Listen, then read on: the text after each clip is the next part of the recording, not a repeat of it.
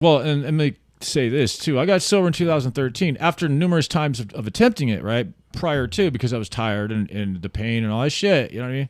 I got sober in 2013, and then I went out again. So I went out during COVID, and so I've got like 19 months now. You know what I mean? So like I went out and I'm driving a Cadillac. I've got money, and it was a beat up Cadillac. It's not like, you know, you see some driving a Cadillac, like, oh, this dude's bossing. Yeah. It was 1989. It's a 2000 SLS. You know what I mean? But anyways, but I've got money. You know what I mean? I got my book in the back. You know what I mean? Like sounds. I mean, on paper it's just like, oh, this dude's got it going on. Yeah. But got a drug habit. I'm driving that Cadillac to Skid Row and smoking crack and shooting dope and dying a couple of times from fentanyl right on Alvarado right there, you know, and MacArthur Park. Damn. Yeah, hit it from a bong and went out. So that happened just a little over a year and a half ago. What are you rebelling against?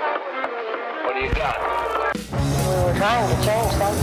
Skateboarding is a way of learning how to redefine the world around you.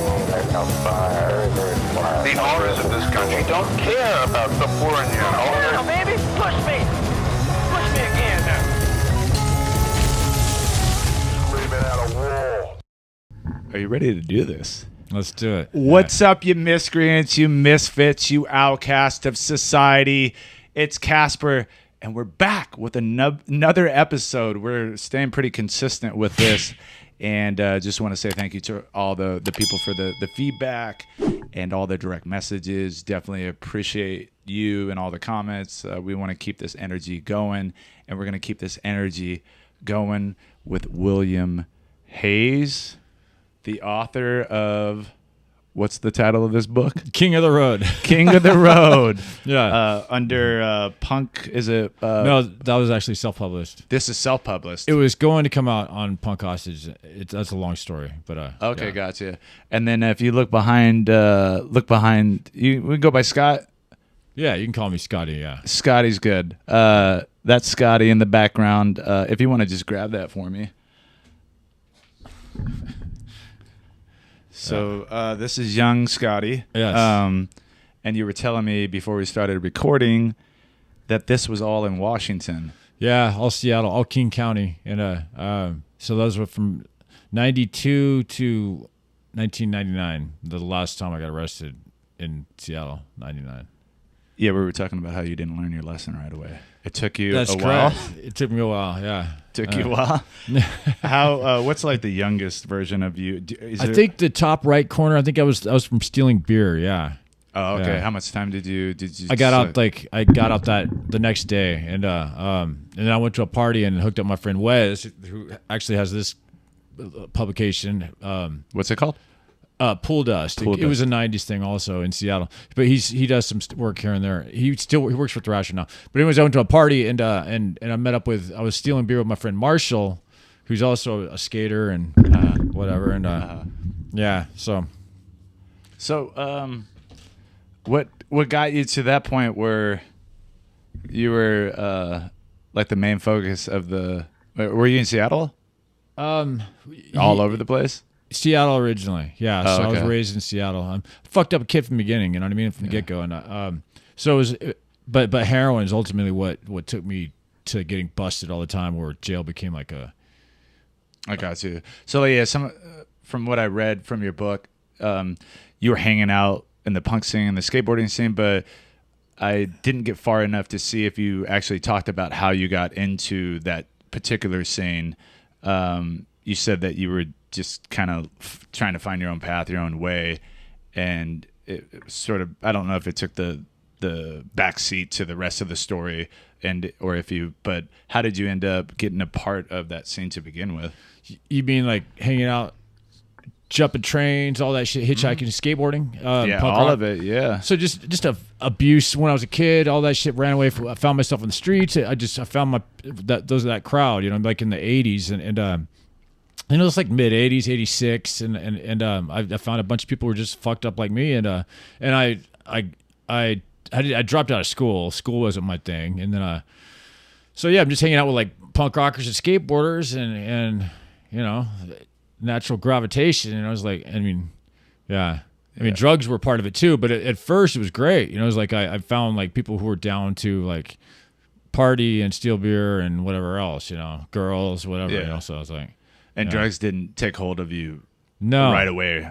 Took me a few years. I jumped into I stuck a needle in my arm when I was 15. I was like, and I remember like showing that track mark off to my friends and whatever, and they're like, oh, you're crazy, and I kind of like that attention, and but it took a few years. It wasn't until '94 that I actually I got a habit, and I woke up sick, and I was like, oh, so this is dope sick, but between '86 and '94, I had a blast, I was like, as far as an insecure kid can have a blast, but it was like, skateboarding was like, I found solace through skateboarding and in the punk scene and all that, and identity or whatever. And so like I remember like jumping trains. Back then there weren't skate parks. So we'd go down to we'd go up to Canada a lot. Like there was this park in East Van called China Creek. And then North Van, there was the snake run up there. And so we'd go up there a lot to skate. And this is before Burnside too. And then Burnside jumped off in like 91, 90. And then go down there, but besides that, there were like we were talking about Derby earlier, and a few other, like the Dish in San Francisco. There was a few other spots, but there wasn't like, parks were not happening, man. It wasn't like you had to skate. If you skated, you were like that was your thing. You had to earn your. I don't say earn. That makes it sound so like, but if you wanted to skate, you had to go out of your way to do it. You know what I mean? It wasn't like. Well, yeah, and then the people that skated it as well had the same attitude about not just letting anybody come in. Truth, yeah. I mean, that's what my buddy Sick Boy tells me, because he grew up in the Skino, Reno hardcore skate scene of the 80s, and he has such a different attitude towards skateboarding, sort of the gatekeeper of it. Got it, keep potential threats of, sort of oversaturating it. So what was it about skateboarding and just talk about like what really fueled you to skate, and then how drugs sort of played counter to that, and if you had any aspirations of like wanting to do anything with it, or if drugs got in the way of that. No, I never had goals or aspirations. I don't want to say it like that. That sounds so like, I never had any like goals that were like, I never thought about life in that sense. You know what I mean? And I'm not trying to sound, I don't know how to say it. I'm not putting a lot on it, anyways. But skateboarding is just like, it was like, I found something that was like, I could get out my aggression. I could feel peace on the board, all that kind of. You hear that a lot with like surfers, like, yeah, I just go out and paddle, dude, and I'm at one with the waves and all that shit. It's like it's kind of like that with board, like skating for me. It was like it was nice to be able to just push down a hill. And I never had aspirations as far as like going pro or anything like that. I was never on that level. I skated with dudes that they were all about it. You know what I mean? They practice every day. And all. I like to get fucked up. You know what I mean? So it was like I remember skating, like I'd be just as excited like after skating, let's say a pool or whatever. You know what I mean? Be like, and I didn't skate a lot of pools, but it was like. But I'd be excited to party after, man. It was like, you know what I mean? Like I always wanted something more than I was never comfortable with where I was. You know what I mean? It was always like, yeah. So, yeah. But the culture, like, how was the Northwest skate scene? Very small. I mean, I don't know how. I mean, here was small too, but it was obviously Southern California, so it was vibrant and there's like things going on. Right. Gator and all that shit, and Hosoi, all those dudes were Tony Hawk, whatever, all that, and but it was very like it was very underground, you know what I mean? Like you had to know people to skate, like we were talking about earlier, whether it was pools or backyards, there were some ramps, local ramps and all that, and if you didn't know people there, you weren't skating the shit, you know what I mean? It's just the bottom line, and banks, whatever, and spots, right? And but it was very small. It was wet up there, obviously. So we skated a lot of garages and. Who came out of that scene? Were there like people that you skated with that ended up like? Well, okay, quite a few. Danny Minnick, we actually used to go to school together, but he's an artist now. He's a visual artist, does quite well. Bunch of other dudes. Buddy Nichols was there. He's got a production company called Six Stair now, and gotcha. He's in Hollywood, right? Yeah. Okay, and gotcha. Oh, nice. So a bunch of those kind of people. I mean, there was a bunch that came out and like really like that came out and skateboarding then didn't pay. You know what I mean? So it wasn't like I can't really tell you like how many skateboarders are on top of the world as far as like skateboarding is concerned. You know what I mean? right. But there are a few who do well, and then Portland too. A bunch of those guys like really took off, and then the whole skateboard like Monk had started, you know, Grindline, and then Mark Dreamlands up in Portland. You know, so both those guys like started building parks around the world. You know, and all that, like just something from and they just started building that shit for a dry place to skate on, you know, like on the Burnside. And there was this other one underneath Schmitz Park in Seattle. It was ready to go. It was like they had the rebar and all that shit, and they were gonna pour it and pour the concrete, and then got busted. That it was what year was that? That was, I think, 89, maybe 90. Okay. And, but there's a picture like Scott Smiley, Nels, all these dudes like standing around this hole in the ground, you know, and like and they're like, yeah, you pour this shit, you're getting jail or whatever. I don't know what happened or what conversation took place, but the concrete did not get poured, and the bowl was, you know, filled back in. So like they busted their ass with that shit. You know what I mean? Like, yeah, I was gonna say that's a bummer. I did some work with Urban Skate Project where we were building stuff like all over the place, and the dude Clayton Gross still does that stuff. But some of these spots that like get built, I think one of them got destroyed like the same night that we built a spot, and it's like so much hard work into a spot, and then to see it destroyed.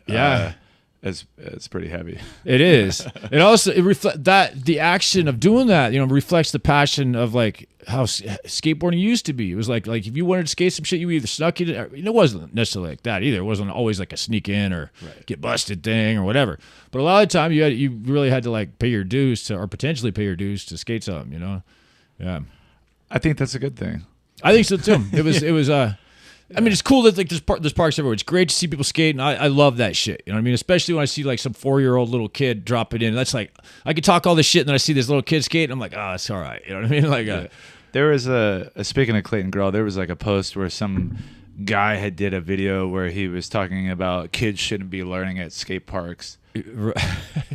And I was like, what? Like, who the fuck are you to say that? True. Yeah. It's a public skate park. It's not a backyard pool or like a DIY. It'd be different if like all these kids on razor scooters or like if they're like doing a lesson at a DIY spot down the way. Absolutely. It's a little bit different, but not at like a public skate park. Exactly. Skateboarding is interesting that way, where we're kind of gatekeepers in some aspects, and then sometimes like they're, you know, like these rules are very much like enforced, especially like with pool skating, because pool skating is like its own beast, right? Absolutely. Like, and the way that people approach that, and I do think that if you're going to be a part of that, you have to respect that aspect, you know. But someone like me who likes to rebel against anything is like, well, fuck that, man. Fuck these guys and their rules. But I mean, I don't go searching for pools, and it's not like my thing. But it's just skateboarding is interesting that way. That renegade culture was always like a inherent part of skateboarding. So it was always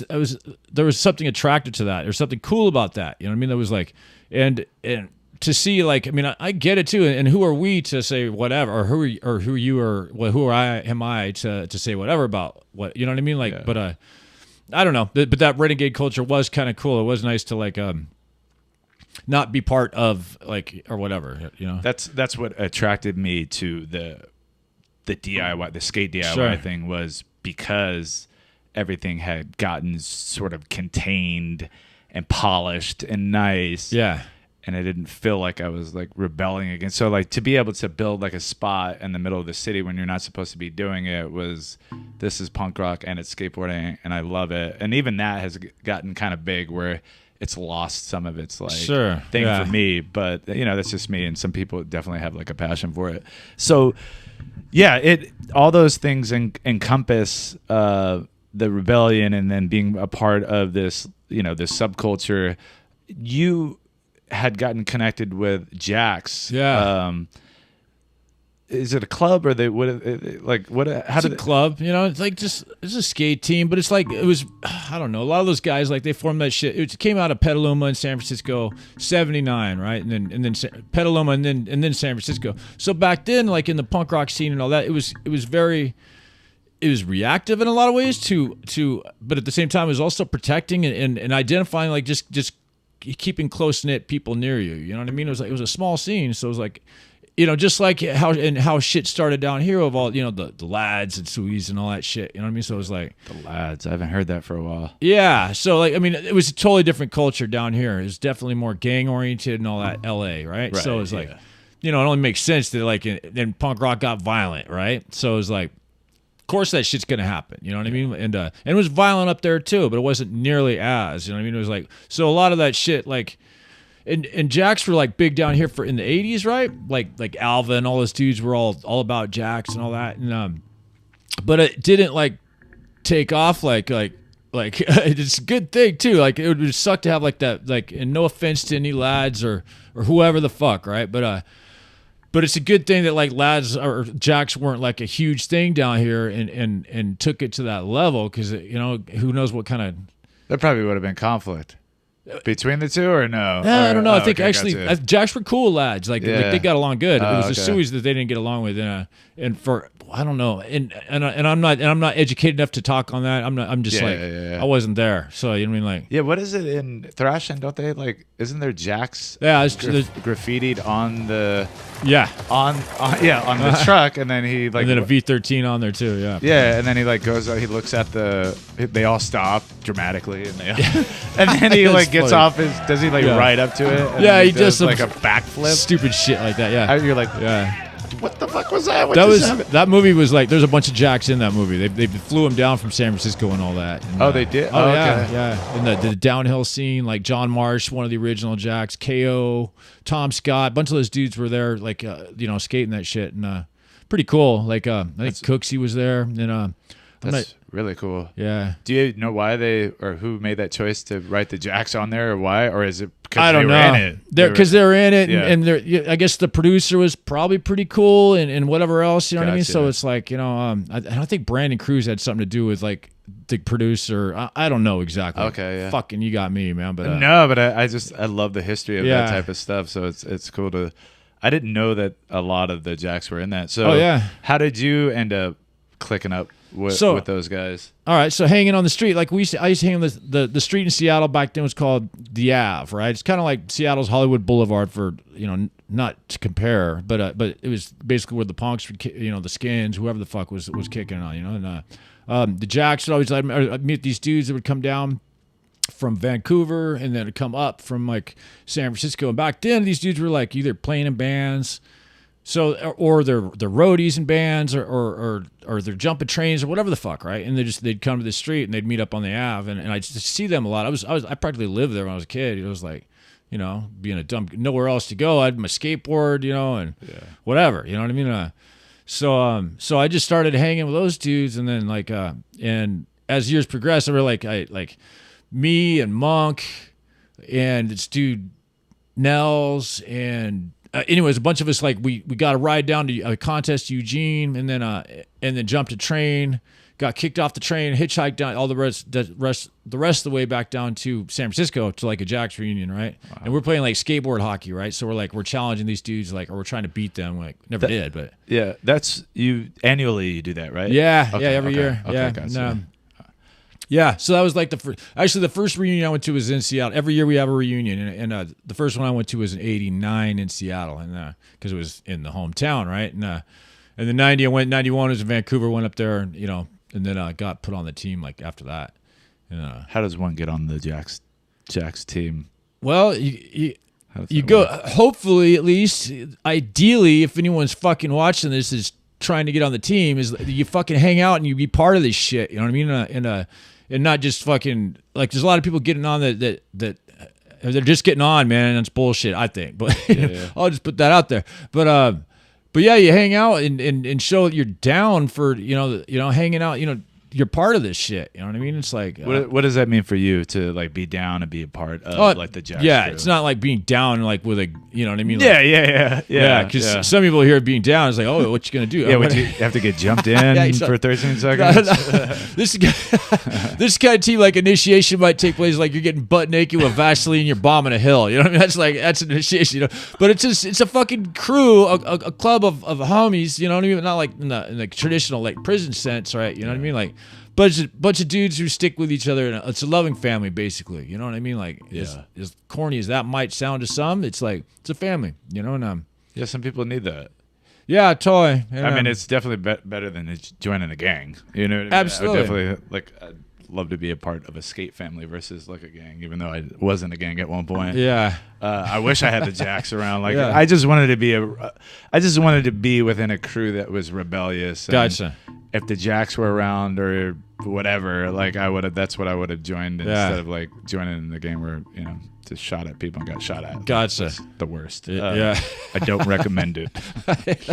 Don't recommend it. Yeah. So how old were you when you got into the Jacks?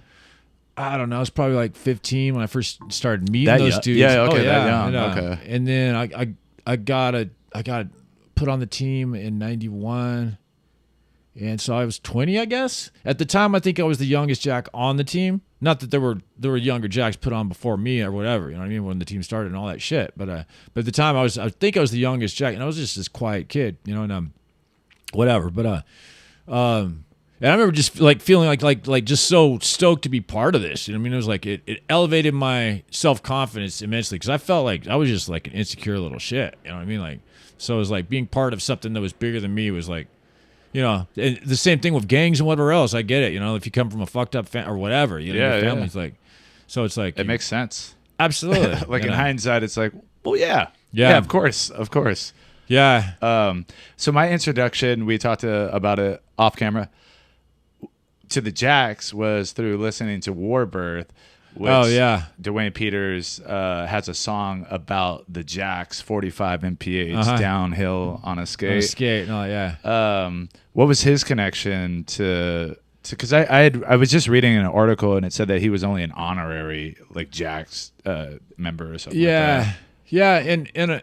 And it sounds right. You know what I mean? Like to put someone like him on. You know what I mean? And he got, this is years ago. So when he got put on like in 81 or 82, he went up to San Francisco and all that shit. And he was hanging with the dudes up there, and because he liked to get down to the Jacks. They were like, going to shows and they're part of the scene. You know what I mean? And the punk scene and all that. And they skated. But fuck, I don't know, man. He's fucking. I remember hearing him play. He played at the reunion with that band Gunfight, right? And he's like charging Jacks to get in and all that shit. And I just thought that was bullshit when I heard about that. First off, that was like 2009. And like, Oh wow. and then later he was like on eBay selling he's like, yeah, I need to sell my Jacks colors and all that shit. And then recently I saw something like he posted something. He's like, any Jacks out there? I need some. You wouldn't even be on the map if it wasn't for me in that song. And it's like, fuck you, dude. You know what I mean? Like, I don't give a fuck about that shit. It's just a lame thing to say. Nobody asked for that. No, man. And it's like, it's one thing to need help and ask, whatever, that kind of shit. But you don't fucking like, oh, I'm gonna sell my colors for $1,600 on eBay, and I get where he's whatever he's dealing with. Get that? I think he's going through a lot. Yeah, totally. I mean, I haven't been able to really talk about that to like too many people, but I do follow him on like YouTube, and he's selling all of his stuff. And my buddy was saying that it's a lot of it has to do with like the girl that he's with, and Quite possibly, yeah. But it's just it's a bummer. When I was married, he actually married me on stage when he was when he was in Gunfight. Yeah, Gotcha. through a buddy of mine, he was able to hook it up at Punk Rock Bowling, and Gunfight was playing at a saloon or a bar, like on one of the nights, and I got married by him. I did interviews with him, like for Destroy All. And so I've always had this like connection to him. I always looked up to him as this punk rock skateboarder.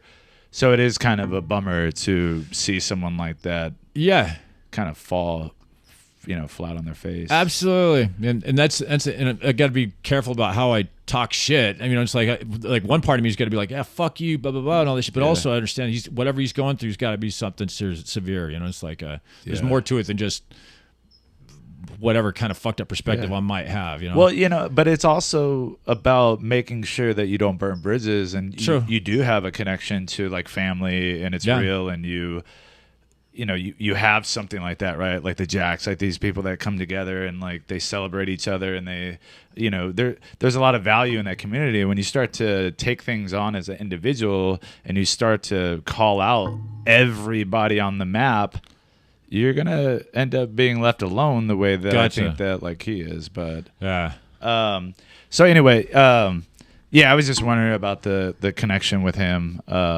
because that was a an influential song for me to listen to Yeah, when I was busted. it's a good song. And I got turned on to the Jacks because of that. And then Yeah. my buddy Sick Boy told me a little bit about the Jacks. Gotcha. So I'm actually interested in exploring the train hopping, because there was a cat that I met, and I forget his name, but it was at a DIY in Santa Clarita. Okay. And I would follow him, and he was doing that. He was like a modern day. Yeah. Wait, is there a name for the people that like hop trains? I don't fucking know. Okay, no Hobo, term. I guess. Hobo? Let's go Back in still the days, I used to call him a hobo. Yeah. But there's something that, I'd read like a lot of Jack Kerouac. And Yeah, of so course. I had always wanted to do that. Like there was a period where I was like, man, yeah, fuck life, fuck everything that I got going on. I want to hop on a train and just like travel, work in a town for a little bit, and then like Yeah. just move on to the next. So how did you get into hopping trains? What was that process like? A lot of the guys that used to come, like the old Jacks that used to come to Seattle, they'd get there by jumping train and all that. So there was always like this level of mystique to that, And also I remember like meeting dudes like old vets who were like Freight Train Riders America. That was like their clique, you know what I mean? FTRA, brother, they'd have like FTRA tatted on them and shit, And so it's part of it, like obviously we bring that up, but 60s, 70s, and prior to all that too. I mean, it's always been a part of American culture, I was gonna say, it's like, to me, it's Americana, like absolutely, it is just as much as like the blues and like jug band music totally. and hopping trains. So I already had like this idea. I had already wanted to do it, and then this dude Pat Quirk up in Seattle, him and Monk had jumped a train out to, I think it was that park in Milwaukee or Florida. They just went park hunting, like this way back in the day, and they went skated. I can't remember the place. They're building it back up again now, but anyways, so they went out there, did that, and then my friend Nels, he was like, yeah, I know, he jumped trains before too, and he's a ripper. He's actually like a professor now, but he used to skate for like Zorlak, and super cool dude. And we like, all right, we're gonna jump this train, right? We drove down. We went to a contest first, and then jumped it out of this place called the Hobo Ditch in Eugene, and that at that party where Was that your first time jumping? Yeah. Oh yeah. Yeah, that was the very first time. First and only. I've only jumped once. Oh, you know what I mean? But, like, okay. It's not like I've never, you know what I mean? And so I've hitchhiked a bunch, but okay, gotcha. to clear that up, I thought you were like a career no, career hobo. I was going to the convention, making some stew and drinking the old wine, You had the stick with the Yeah, bag. totally. Oh, that's great. No, but we jumped. It was like four of us. We all had our pads on, we had fucking helmets on. We had hockey sticks, and so we jumped between these like two coal cars. There's like a kind of a spot. Like, anyways, like the coal cars, you sleep under the sides, kind of in between cars, and or sit on, and got dirty as fuck. We had some weed and a bunch of canned food. We're like, yeah, we're doing this, and Nell's done it before, so like it was kind of Did he tell you like what to look out for? Or was there like any? Yeah, I would have been kind of.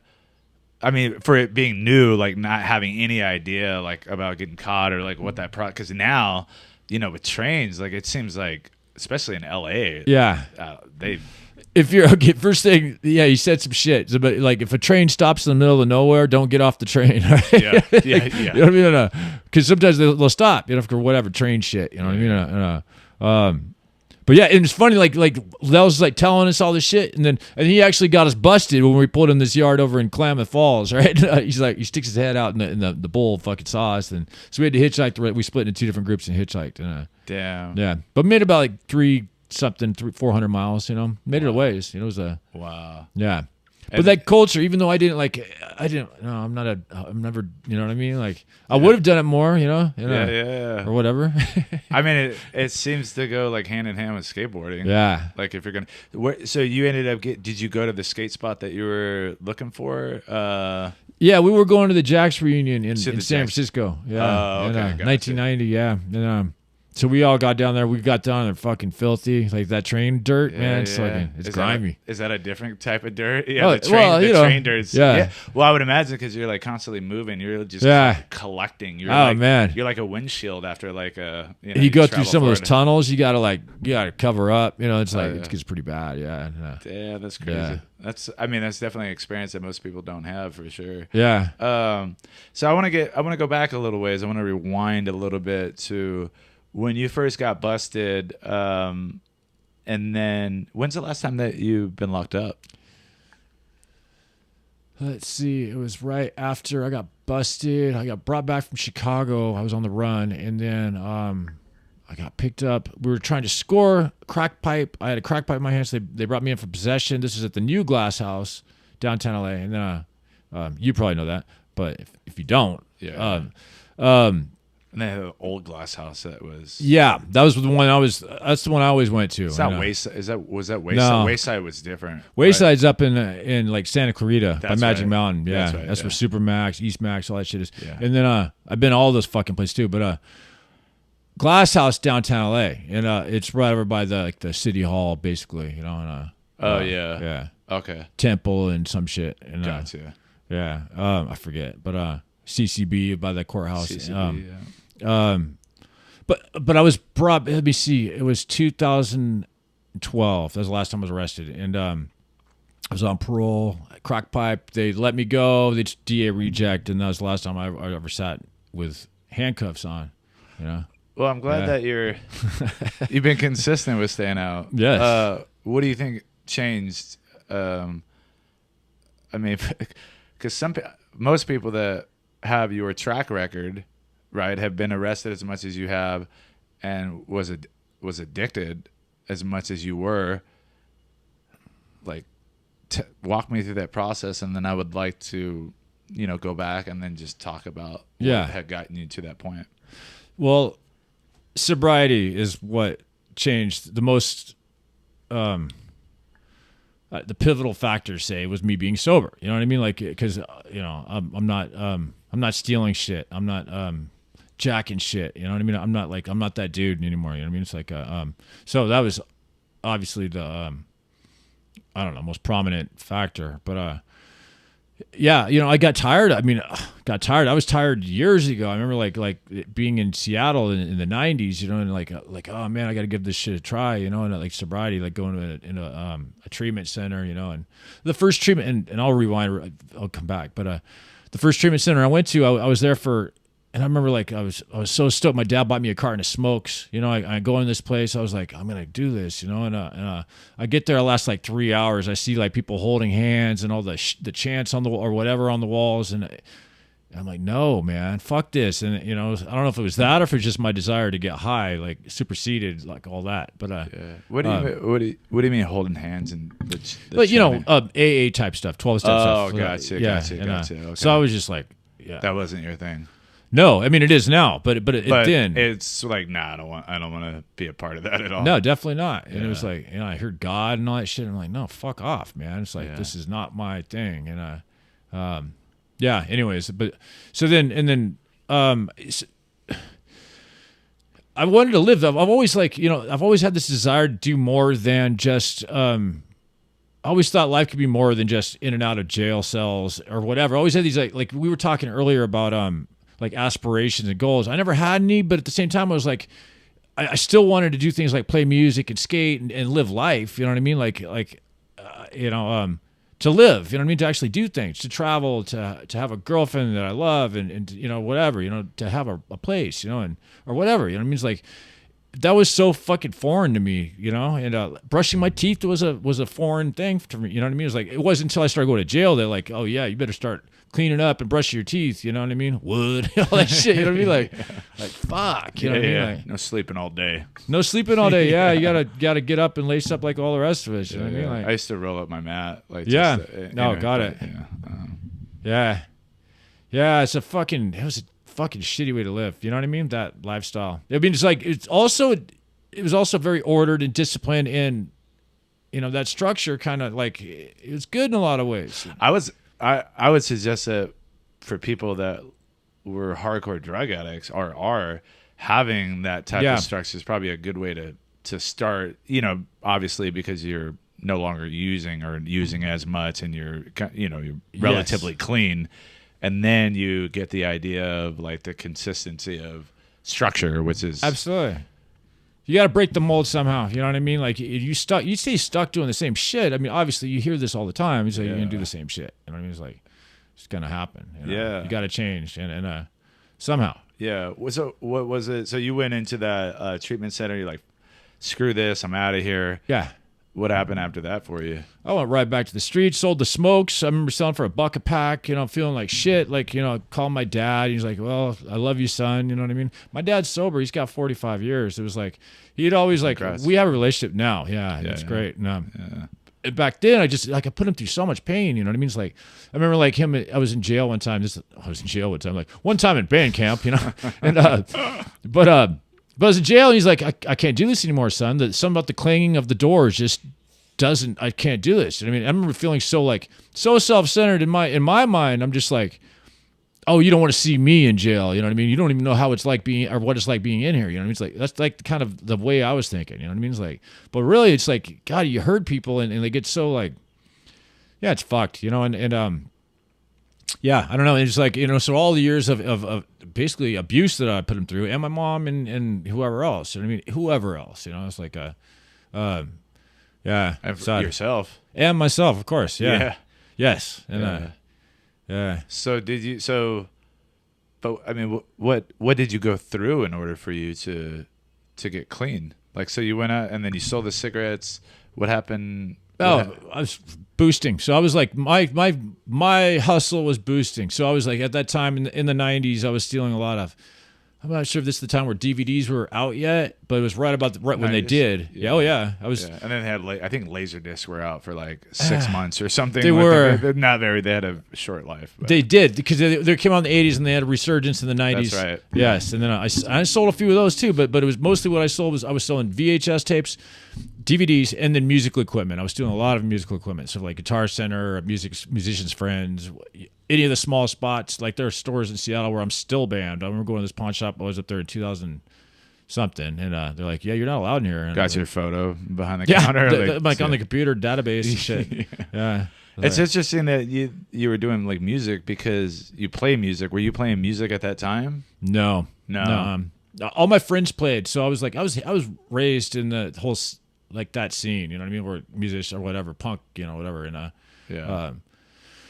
so it was like I knew the value of shit, you know what I mean? And then I'd go to a lot of studios practicing and all that shit, so I'd pick up here and there, pick up instruments here and there, and then drugs too, but but so I'd be proficient enough to, not to say proficient, but I could sit in and play drums a little bit, you know what I mean, or whatever, guitar a little bit. So you're we'll talk about like the music stuff, because you were saying you don't have really aspirations when you are younger. You were saying you don't have it, but like you've written books and you're like in a band and you're like doing all these like creative things, so you obviously definitely have that. But so you started boosting stuff again. What was the point for you when, I know you said you were tired, and I think that's that's the case for a lot of people, like with whatever it is. Like I've heard that so much, like I'm so tired. But I think there's a lot of points where you're like, I'm tired and I don't want to do this shit anymore. What happened for you? What was your experience? And just, this is it. Oh, you mean like when I got sober? When you got sober, because that's really what helped you, right? From going back to jail and doing everything, because everything was really connected to that because of drug use. Well, and let me say this too. I got sober in 2013 after numerous times of attempting it, right? Prior to, because I was tired and the pain and all that shit, you know what I mean? I got sober in 2013, and then I went out again. So I went out during COVID, and so I've got like 19 months now, you know what I mean? So like I went out and I'm driving a Cadillac. I've got money, and it was a beat up Cadillac. It's not like, you see some driving a Cadillac, like, oh, this dude's bossing. Yeah. It was 1989. It's a 2000 SLS, you know what I mean? But Anyways, but I've got money, you know what I mean? I got my book in the back, you know what I mean? Like, sounds, I mean, on paper, it's just like, oh, this dude's got it going on. Yeah. But got a drug habit. I'm driving that Cadillac to Skid Row and smoking crack and shooting dope and dying a couple of times from fentanyl right on Alvarado right there, you know, and Oh, yeah. Yeah, By MacArthur Park? Damn. yeah, hit it from a bong and went out. So that happened just a little over a year and a half ago, you know? Wow. Yeah. So no. you're still, like, you're fresh still. Like, it's... Yeah, you could say that. Yeah. Wow. Yeah. I didn't know that. I thought you had, like... So you haven't gone back to jail since 2011, 12, right?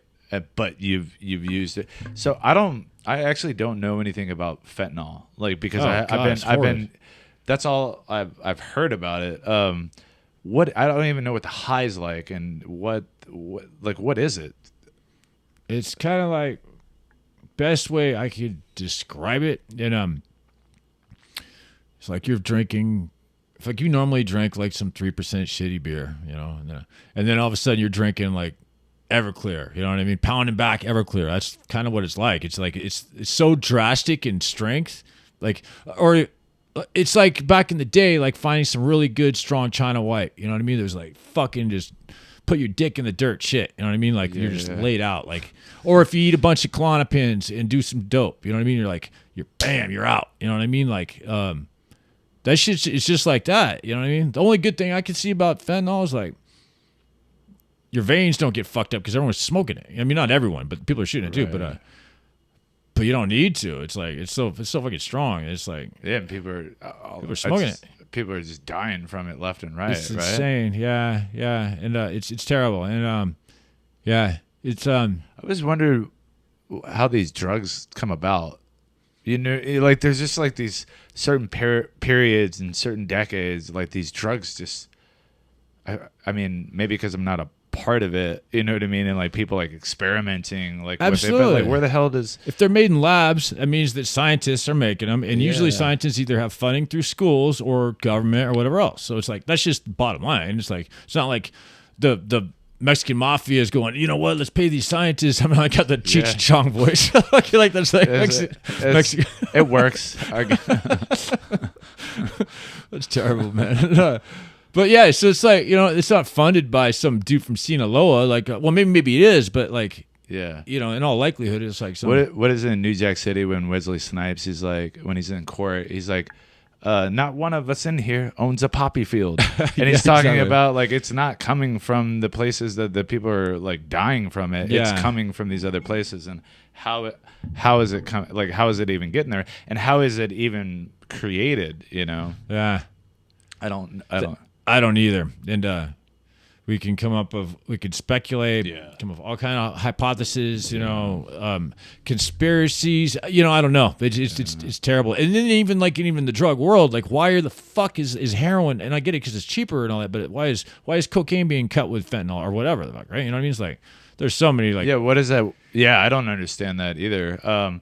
Xanax, you know? Yeah, I started using cocaine again, and I hadn't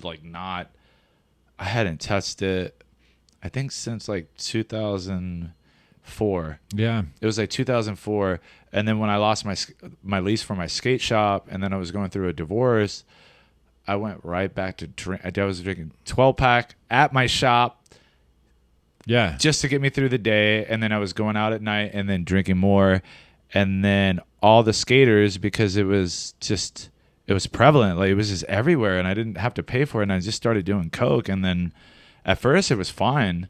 Like it felt great, and I would be able to wake up the next day. And then all of a sudden I had like a part-time job that I was doing too. And I was like going into work, just like maybe still drunk. And I don't know how I made it through that time. But, you know, I did it quite a few times where like I would buy a bag and then like, you know, 3 o'clock in the morning, feeling like I was gonna die, Gotcha. and then like I threw it in the toilet and be like, if I can make it through this, I'll promise I will never do it again. And then of course I was doing it again, but yeah, it definitely got to the point where I was like, and then I started hearing stories about people dying from, and my one of my buddies, he passed away from overdosing, and I don't know if this stuff was like laced with fentanyl, but it seems that more and more people are dying because of them adding the fentanyl to nowadays. Yes, you know what I mean. That's just like everything. You know, back in the day, it was like people would OD mostly when either they got out, you know, of whatever institutional they were in, or they tried getting sober for a while, you know, try to get clean for a while, whatever, and then they did some, or they went drinking. You know, I've lost so many friends like in those circumstances, you know. But now it's like fentanyl. It's just like fuck. It's like you just die. It sucks, you know. My brother died from it, you know, and he had a habit. Oh, no way. Yeah, it's fucked. Sorry to hear that, man. No, thank you. It's sad. It's like, and it's what's sad also is I was just waiting for the call. You know what I mean? It's like, and sure enough, my dad called me. I remember one morning, and you know, they found him on the street. You know, and he was sleeping on the street and all that. And yeah, just fucked. And it could have happened to me too. You know what I mean? It's like I was staying at my mom's. You know, after getting loaded again, wanting to get sober again. You know what I mean? It's so hard to get fucking clean, man. It's so hard to It's not hard to get the pain or to endure the pain. I mean, it is. It's very. Yeah. But to get to that point where you're like, all right, I'll do whatever it takes. You know what I mean? Like, yeah. So it's like I'm staying at my mom's. You know, I'm like doing fentanyl in her place while she's in the hospital. It's like, and then like a week later, I'm like in some bushes, you know, like after shooting some dope in a bathroom on Crenshaw at a dollar store, you know, just insane shit, you know, like, yeah. And then, anyways, it's just like, yeah. Finding the motivating factor, right? Like, I mean, for one, I think that individuals are like each human being, you know what I mean, is worth. But I understand that it's not always that easy. No, you know, especially when you haven't gone through a process of, or maybe you have, or the internal exploration of the self, right, to find out these reasons why we do certain things, you know. Sure. And it goes deep. It's not easy, and of course, like your body adapts to that over time. Psychologically, you adapt to it. Physically, you adapt to it. It's just like it's really like the same, in the same way that like someone's in an abusive relationship, right? Mm-hmm. Like everybody on the outside is like, what? Why the fuck is she with this guy or whatever the case is? Why are they with this person that's beating on them? Don't they know that they can just get out? That they can get away? Gotcha. But it's just. Psychologically, it's sometimes more scarier for that human to go out into this unexplored world, right? Like that they're not used to. That's very true too. It is. I mean, so like, you know, and you're exploring that now, right? Like, how long have you been in your band and doing the writing thing? Does that help you stay sober? Like, does that give you an outlet to keep clean? Gives me motivation. I don't know if an outlet. I don't use writing in that sense. Like, and people who do use it for like an therapeutic along those lines, right? Or for therapy. And I think I try to write every day. I think it's good to have a routine, you know. And but my writing doesn't like. My writing comes from like I write from everything's been like either something I've experienced or something close to me or whatever, or just some fucked up kind of observation or whatever and going with that or talk. I don't know, but everything's kind of, I wouldn't say it's therapeutic for me. And you know, what's fucked is like, I remember after writing that first book and then in the, about the author page, is talking about, William Hayes got sober in 2013 and now works in rehab or something like that, which I was doing at the time. You know what I mean? It's like reading that, it was like, fuck, man. That was really like, that was poignant. It was like one of those things that like, it hit me hard and I didn't want to go back. I wanted to get sober partly because many reasons. I'm not saying that was the reason why I wanted to get sober, but like, yeah. It was the thing that was like the click. Yeah, it was when another, you look at something like that. Absolutely. You know, it's like, yeah, I don't know if that answered your question, but yeah, it does. I'm gonna restart the cameras real fast. Gotcha. Yeah, touching on it not being cathartic, but this book too is like about your personal life, right? Yeah, but it was more fun. That's more fun. Yeah. I mean, you're saying that it's not like it wasn't cathartic, but like you had to be going through some stuff, like reliving or thinking about it, or no? I'm so good at disassociation. You know what I mean? Yeah, I guess. Like, you know, I'm not thinking about when there's a part where I'm like, I'm sticking some fucking Klonopins up my ass in a cellophane, right? I'm like, that's like, yeah, that fucking hurt. You know what I mean? Yeah. It's like all jagged and shit or whatever, man. Seeing like being in a cell with my first time I was in prison. I'm like, this cell, he's like, you know, he went down for a hate crime. You know what I mean? Like, and he's making a shank and he's talking about going to war with the woods and he's a fucking we're both white. You know what I mean? I'm like, motherfucker, scared to death, man. And it was like, yeah, it's crazy. You know? So like, can you tell me that story? Oh man, sorry. All right, Just so that's okay. So what happened was a skinhead, and you know how it is like in prison, like the skinheads are in prison terms. I'm not trying to talk shit about any 60s or 70s skinheads. It was all like basically We're white talking power. about the racist. Talking about the racist skinheads. Not the real ones. Yeah, not the traditional skinheads and all that shit. But in prison, as many of you know, will be like it's basically you know, you got the whites and you got the woods, right? Or you got the skins, you got the woods, and the woods are like, you know, you got the skinheads and you got anyways.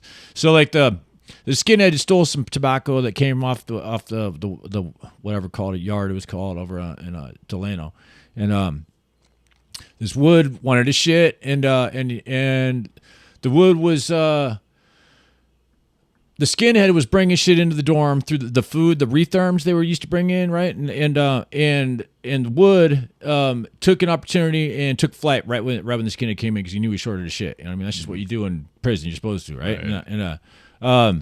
Anyway, so that right after that happened, my cellie, the dude named Bam Bam from up there in AV, and I'm sure if he's still alive, he's up there somewhere right now. From the AV? Yeah. And that name sounds familiar to me. I mean, I'm from Lancaster, so. Gotcha. I shouldn't have said his name. No, it's totally fine. Totally good. But anyway, so Bam Bam right away, he's like, he makes a shank. He's like, all right, that's it. And he looks right at me. He's like, you say a fucking word, I'll book you. You know what I mean? Just like that. And I'm like, fuck, I'm scared to death. Also don't want to be a punk. You know what I mean? I'm not like, and I just keep my mouth shut. You know what I mean? It's like, yeah, it was a trip. And then, how old were you? This was, I don't know, I guess I was 28, 29. I came into prison a little late compared to a lot of people. Yeah. You know was that your first? That was my first time in prison. That was your first time in prison? Yeah, that's California shit. Okay. Washington State, I was just in and out of the county jail, you know? Oh, gotcha. Yeah. So that was your first time hitting. How was California State Prison compared to like Washington jails and just the... Oh, the jail. Oh, the politics. So the first time I rolled into LA County, it was in 2000, and I had no idea I didn't know what a fucking paisa was.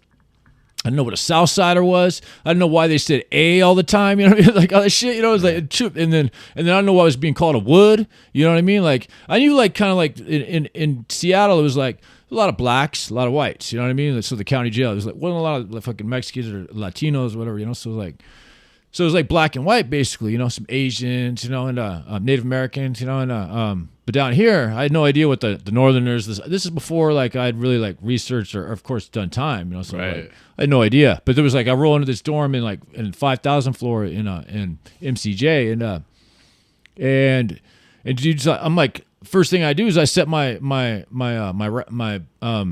down on a rack, you know, and he's like, oh no, it's a fucking paisa rack. Come on, Wood, and you know, and he's already like. Who told you that? Was he a Southside or was he? No, he's a white dude. Oh, he's a white dude. Yeah. Yeah, and I had my nails were painted black and shit. You know what I mean? So you were already a target. Yeah, it was absolutely, man. It's like Yeah. they, you know, like fuck, you should be in one of the gay dorms, basically. Yeah, you know what I yeah. mean? Like they're just like, you know, the fucking fuck you, man. You know what I mean? Yeah, Like yeah. So anyways, and then so they put me on a shitty rack in their eyes. It was like a half rack with like my bunkie was black, which is so like this is one of those ones where like it was borderline. So like that cell, like the next rack over was like where the white started, but this one was also the top bunk was a white rack for some reason. So they put me on top. It was weird. And, Yeah. But they did that to me to like put that fucking piece of shit wood over there. Yeah, It's like, the guy with the black nails. yeah. And, I didn't get along, man. I did not fucking get along. Once I learned how to act and all that shit, because I'm good at like fitting the role. You know what I mean? I think you have to be if you're a drug addict. Absolutely. Right? Yeah, totally. Yeah. Then I got along good with not necessarily everyone, but but I found you find your groove, right? Fucking you get to prison, they're like, you got dudes like walking. No offense to anyone out there who might be fans, but like, oh yeah, I got the new Korn CD, bro, or some kind of, or whatever the fucking Limp Bizkit or some kind of shit. I'm like fuck you, man. Like talking about let's listen to punk rock,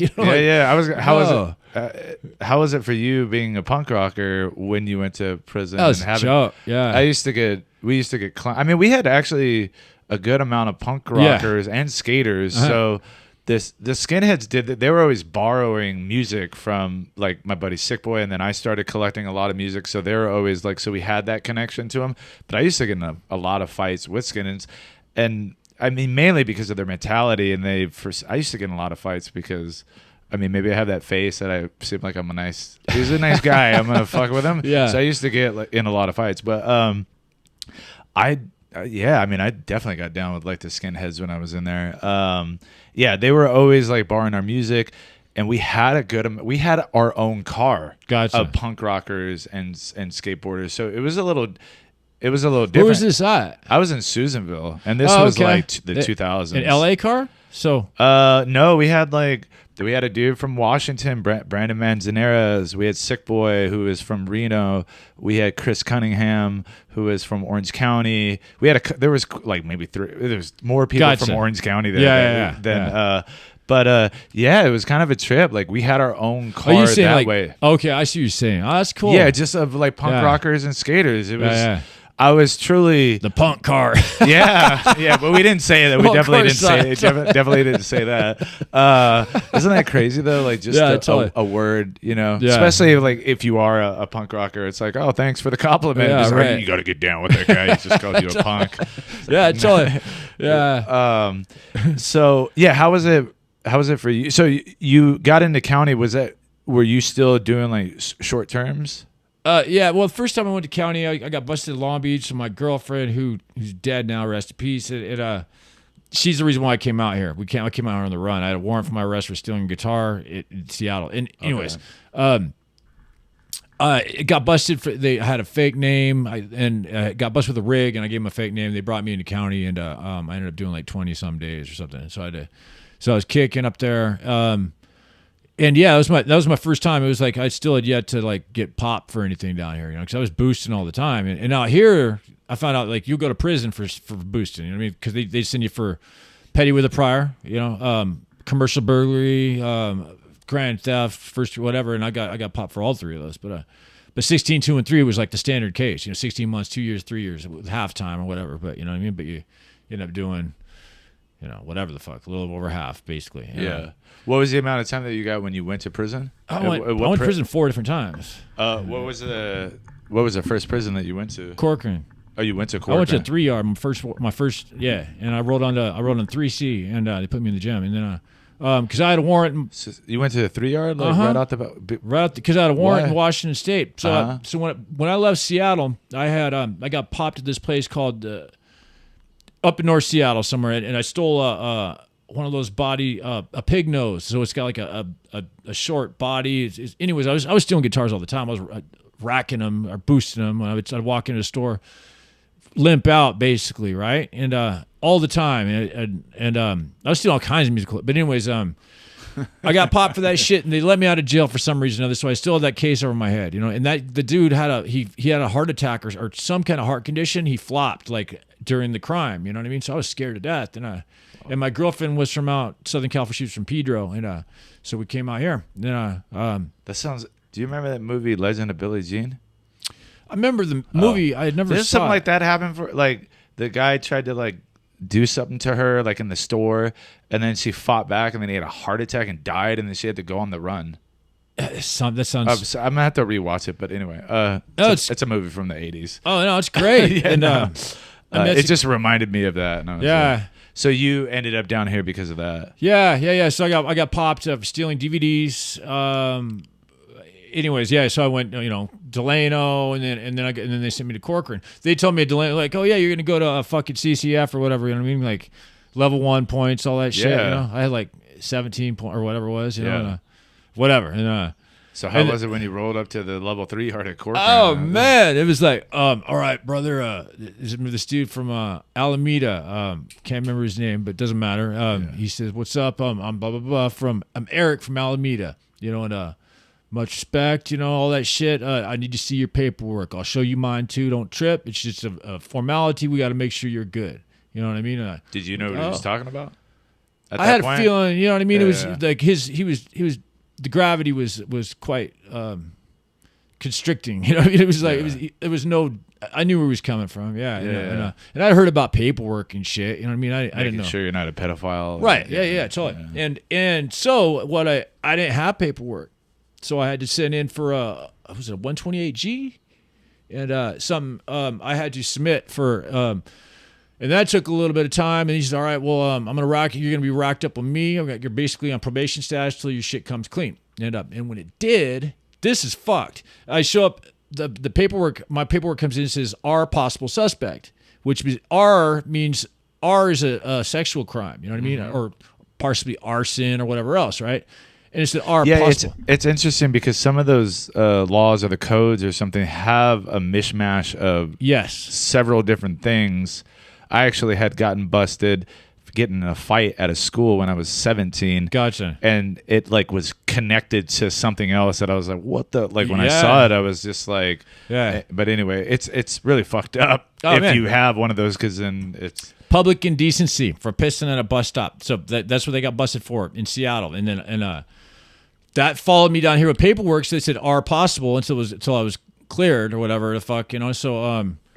So then right then he was like, oh man, he's like him and the guy, the shot caller for the tank, for the gym. I was in the gym and they talk, you know, and he walks up. He's like, and he was fucking hot, man. I could tell he wanted to hit me. You know what I mean? He didn't. You know what I mean? And he would have laid me out too. I was a skinny motherfucker. like felt like you lied or something. Yeah, to something. him. And I'm like, or just, yeah. yeah. And then, but I kicked it on my rack all fucking, it sucked, man. I was like, I got up to go to, every time I went to go piss, you know, it was like, I thought I was going to get jumped by someone, you know, Yeah. and Or then, like hit or potentially hit or something like that. or something, Yeah, right? And yeah. I remember like right before breakfast, this other white dude, he rolls up, he walks up to me and he put some cigarettes on my bunk, you know what I mean? And walked off, you know what I mean? I was like, I felt so much love right there. It wasn't like that. I didn't, you know, that sounds so like. No, I get it. Yeah, But I sure. felt like, all right, it's gonna be okay, man. It's gonna be okay. And then I went to breakfast, and then as soon as the first yard unlock, I went out to the yard. You know what I mean? I didn't go run into the office or the podium like everyone thought that's what I was gonna do. It was like, I guess, you know what I mean? Like I remember talking to this punk rocker named Germ, who's died. He's dead now too. But then I was like, he was my homie then, you know. And I remember he had like a bunch of Maxim rock and rolls, you know, kind of flipping through those and shit. Was he older or no? Younger. Okay, He had younger. Maori Okay. tattoo on his chin. He used to hang out in the mission and all that shit. Okay. I've since found out Andy Roy told me he died. And yeah, but anyways, he's like, he took his mags back. He's pissed. But and then when I talked to him later, he's like, man, I knew you were good when you didn't fucking when you went out to the yard. That was like the measuring stick. Yeah, that's a measuring stick. Yeah, totally. Yeah. And I was just ignorant. You know what I mean? I was like, basically, wasn't like, I don't know. And then it got cleared. It was like, yeah. and then by the time I got cleared, they put me on a level 1 yard. Like, the warrant, they ended up dropping the warrant, and they put me to a 1 yard. So if I had shit on my jacket, they wouldn't have put me on the 1 yard. So Gotcha. I guess I don't know. But, yeah. So you got acclimated like pretty fast when you were there. Oh yeah. How much time? I was doing 16 and a half, you know, on a fucking 3 yard. I was sitting out there. Wow. I was in the white section where the whites would back then used to smoke, and the whites and the homies would have their little section, right? And I'm sitting out there smoking one day, you know, early morning, and this dude named Haas from East LA came. He got sentenced to 25 to life, like early 90s, you know, right when they started breaking that shit off. And he comes sit, you know, he's sitting right next to me. He's like, you mind if I cop Scott what you would and all that? And yeah, come on. And You're like, there's that damn word again. I hated that. Wood. I hated Totally. that so much. Yeah. I'm not a fucking peckerwood, man. I know, and that's a fucking derogatory term, man. It's like, you know what I mean? Like, Yeah. exactly. Me too. You know? I got to the point. I was like, I'm a skater, man. If you're gonna say anything, say my name, or I'm a skater. Yeah. Anyway, Yeah, totally. And But I remember like, I was talking to him, smoking a cigarette, smoking a what was it, not the top, but Bugler. Bugler, yeah. Sitting out there smoking. That was a good stuff. Oh, it was all right. Yeah, blue can. Yeah. And he's like, I'm talking to him, and I'm like, yeah. He's like, your first term or how? I'm like, yeah, well, yeah. And he's like, what you doing, like 16 and a half or something like that? You know, he wasn't like being patronizing or talking to me in some condescending tone. He was just like, you know, and he's like, yeah, I got, I'm not getting out, man. I got ink for sale. You know what I mean? Like kind of in the same fucking, not same sentence, but you know what I mean? Right there. So, but I saw like the pain and regret in his eyes. You know what I mean? He knew he wasn't getting out. It wasn't like. You could see that in people's eyes. Yeah. And it's clouded. Like that vision becomes, you know, when you're living that life, you have to, you got to portray yourself in a certain manner. So like, of course you don't want to walk around as like this man who's like, yeah, I'm not, you're not going to walk the yard emo, man. You know what I mean? Like it's not happening, you know, you're a fucking stone cold killer. You know what I mean? Yeah. It's like, I mean, I saw dudes that would do that like because of girls. Like, gotcha. They would just like, and people didn't look at those guys the same. Gotcha. You know what I mean? They'd be in the booth like crying, like, you know, talking over the phone, and I mean, they were just raising their voice and or whatever. Just everything. I mean, it was, and yeah, those people that let the outside world affect them that way were not doing time the same way. It was definitely a lot harder. But yeah, I mean, it was reflected too in like how people like approach people like that. But yeah. So the guy that was talking to you, what was like the end thing with that?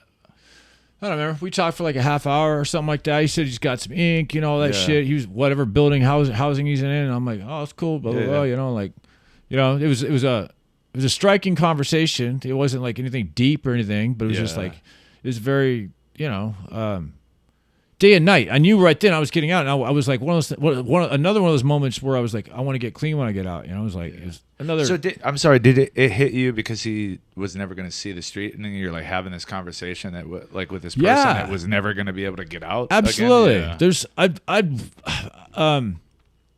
I'd wondered that many times before seeing people like knowing that like walking the yard, like how do they look at the outside, that second fence or that kill fence out there? You know what I mean? It's like, what's going to be life for them? You know what I mean? Like beyond. You know what I mean? I remember talking to this one dude, a black dude. We're catching the bus. I think it was my last term.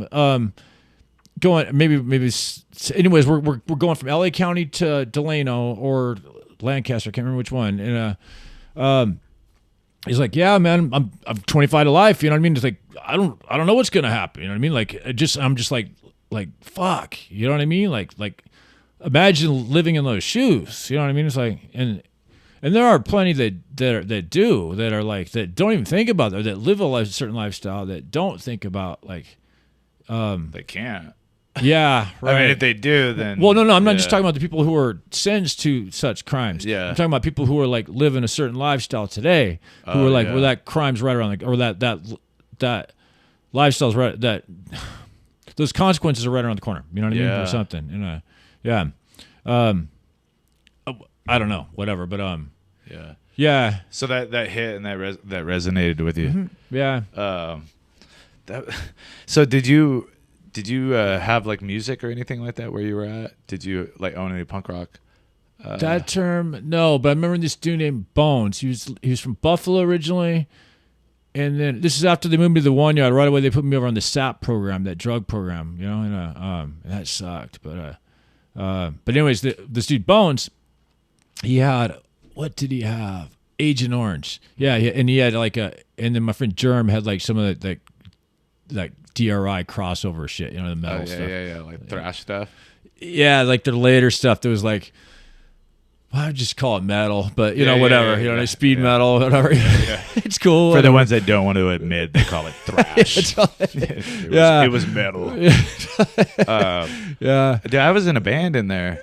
What was that? I was in a band when I was locked up. Yeah, we it was called Division A, and the first time we played, I was in charge of the drum machine because we didn't have an actual like drum set. This is at Susanville. This is at Susanville, okay, on the 3 yard, yeah, and we created a band, and there was all this. My buddy Sick Boy, he's the one who orchestrated and was able to like get it done, but they had all this like musical instruments from the church that they just weren't using. And he like found it, and then he somehow like talked the warden into letting us like use it. And then we went in there like a couple nights out of the week into the church area, and we started like creating songs and like doing covers, and then recruited obviously like people that weren't punk rockers to like play music with us, and they hated every second of it because they were like actually knew how to play their instruments, and they were like, man, I'm so tired of playing this three chord bullshit. And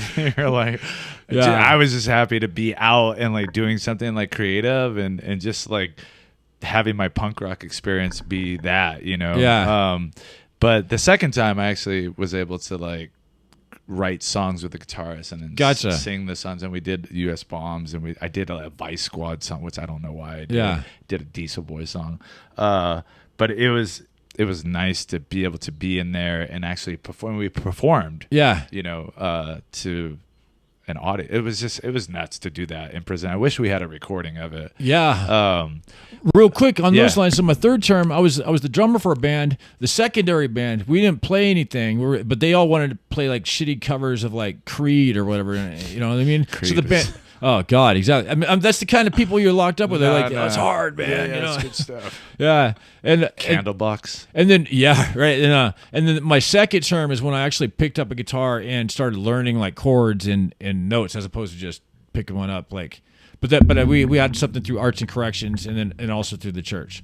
That's all I want to say about it. Oh no. I mean, that's a great lead in to talking about you getting into like learning how to play, and then eventually, you know, starting a band and like playing in a band, because that's what you're in a band now as well. So you started practicing in there, and that was your first connection to playing. Kind of. I say that loosely. I was raised like all my friends played in bands when I was growing up in Seattle, and but when you maybe like started to take it more serious, where you like really started to learn. I didn't even know what a fucking chord was. You know what I mean? Like really, and it was like I remember like learning, and then hearing like "Wish You Were Here." You know what I mean? So like those notes within that chord, I was like dun dun dun, dun or whatever. You know what I mean? Dun dun dun dun, dun or, you know what I mean? It's like I heard that, and I was actually I picked it apart, right? And I was like, oh, to me that was like climbing a mountain, man. Like as far as like musically, it was like. Anyways, I turned a corner there, like I could actually do this. You know what I mean? I could actually play. Not like I'll never be whoever, but don't matter. So I started picking up, you know, and I'd played drums before that. I'd played a little bit, you know, before getting locked up and all that. And then when I got out after my third term, I started playing drums. We recorded some, I mean, like a demo of 8 songs or something. Nothing ever happened to it. I ended up getting loaded again or something. And what band was that? We didn't have wasn't like a name or anything? But I was living with Hollywood. I was living in Hollywood at the time, and just some people I met through like in NA and shit. And one of them's dead now, Katie, and the other guy, I hope he's doing good. And then I went back in, and but then getting out this time, I had played. I went to a treatment center, picked up guitar during that time, so I started playing guitar and this and that and this and that. And the one that you didn't steal to sell. Yeah, exactly. I'm keeping this one. No, I actually did sell it, but this was not my. You know, this is like 2008, 2009. You know, and and now, so I remember like in like 2015, I met this dude Kenny who moved out from Baltimore. I met him at a meeting and with Jack Grisham, right? So he came out because he met anyways. So I found out Kenny played drums, and I was playing a little. I was playing before with these other guys I met. Tim, who played in Death by Stereo, and then Is he on the skate shop? I don't think so. Program? Tim Owens. Oh, okay. I think one of the guys in Death by Stereo. Program at Fullerton. Yeah. Yeah. No, I've been there. Okay. I don't think so. Yeah. No, he doesn't. Yeah, that's the other guy. I think it's a singer, right? That was in Death by Stereo. Possibly. Okay. I'm really not sure. Yeah. Yeah, but I was playing anyway. So we started jamming and blah blah blah, you know, and then now I got like, I don't know, a couple albums worth of shit, you know. We recorded in a couple studios, but we haven't like. Is that the Dick Dialers? Yeah, it's Dick Dialers. Where does that name come from? I've been that was like one of the first things I wanted to ask you because I was gonna look it up, but I was like, let me ask you. It's like a butt dial, but with your dick. You know what I mean? It's like, And I'm doing some shit now, which is really cool. So my friend John, he played keyboards in like those third wave ska bands, right? Mighty Boss Tones and Skank and Pickle. Yeah, Like Cherry Poppin' Daddies and all that kind of shit. Yeah. So super talented, like key guy, music guy. So like I've written all these songs, like prison songs and murder songs, murder ballads, all that kind of shit. Say murder ballads? Uh huh. What are murder ballads? Like Johnny Cash stuff? Yeah, kind of like that. Yeah. Just like these songs where he's talking about murder. Some But it's of like a them- ballad. Yeah, exactly. Okay. So there were a lot of them in country. There was a shitload of them. Okay. And then and then Nick Cave put out an album of murder ballads, and like the song Stagger Lee. Yeah, a bunch of shit. I'm gonna restart it again. Okay. Gotcha. There's like so much shit to talk about that I like. Yeah, so we're recording shit like murder ballads and Right. that's murder what we're talking about. Murder ballads. Yes. So we actually just recorded the cover of the song Stagger Lee, which is an old fucking song. It's about this old dude. Anyways, this Stagger Lee and Billy, blah blah blah. They end up killing, or anyways, Billy gets killed by a bad man, Stagger Lee. And old ass song. And so we did our own take on it. And but we done like a bunch of songs like that. And it's been fun. It's cool. It's like I'm not sure what's going to happen with it. If anything's going to happen with it, Who but, are you playing with, or who is John he played keyboards with those bands, Mighty by Boss Tones, and Gotcha. Okay. super Okay. talented musician and great dude. And anyways, doing that, and yeah, we're playing like we got a couple shows lined up like in August. I think one in Pacifica and one in Long Beach. And, We're at Long Beach. the world famous Regal Inn. We played there once before. It's what I mean, like world famous. I'm telling you, It says it on the sign above there. yeah, it's great. Kiosk. You could have that, moniker. I thought you were gonna say Alex's Bar or something. no, like but the Alex is staple. cool. Yeah, we played there too. Such a such a great venue. That's like when I lived excellent. in Long Beach, I used to go there like all the time. There, I- the Sardine and Pedro, and then Oh yeah, I still haven't been to the. that's Star- great. I haven't been in the one in San Pedro. I got to see LaShock play for the reunion show. Okay. I don't know if you're familiar with No. LaShock. They were like an old Long Beach band, but they got together for one night and they played in Long Beach. You mean like old, And that like War, kind of like old Long Beach band, or LaShock? yeah, No, like they were. dance, 80s dance. No. Definitely like I'll share their music with you Okay. like after. Gotcha. They had I don't even know how to describe like their sound, but it's kind of thrashy, but like it's all over the place. Okay. But not like DRI thrash, not that type of thrash. Gotcha. So that's cool. So you're doing the Dick Dialers thing. When did you start doing that? Why didn't I connect butt dialing to Dick? I don't know. Dialers at all? People, we get that question a lot. Oh, okay. So it wasn't just me. Yeah. Okay. All right. No, as long as definitely no, Yeah. as long as I'm not dumb. I don't know. I guess we started playing like I was playing with Tim, and like that was before we were just like doing like I don't know, Dead Boys and fucking whatever covers, you know what I mean? Like and then we started. And anyways, that didn't work out. Started playing with Kenny soon after, and then we got this bass player now. So it's three of us, and I guess about 5 years now, 4 years. The bass player's been in the band about 3, and the guy we got who's playing bass now. And Do you do vocals too, or is it vocals and singing? Yeah. Oh, okay. Yeah. And then yeah. That's dope. What's like describe your sound? Are you on Spotify or? Yeah, we're on. Oh, you are. Okay. We're on all that shit. Oh, okay. I should have listened to that before, and I forgot to Yeah. ask you because I want to know. but Whatever. Whatever. I'll listen to it after. But Gotcha. For the people that haven't heard it, what style? I don't know, punk, but like try not to sound like every other fucking band. Like definitely not like the. I don't know. That's hard. You're gonna have to fucking listen to Dick Dollars yourself if you want to find out what we sound like. Because I'm not good at like describing myself. Yeah. Because then it comes across. It can come across as like I'm sounding like, oh, we're the shit, and I just don't have it in me to talk about myself like. Yeah. So I'm gonna leave a link to it in the description. Yeah. So Well, okay. Let me say this. We got one song called Fruit Booter. And Nice. I call my child a fruit booter all the time. That's great. It's a term of endearment for her. One song called Fifi. You know, so Yeah. For the people that don't know, what's a Fifi? Oh, Fifi's Scotty. it's basically a bag you make to further your masturbation needs.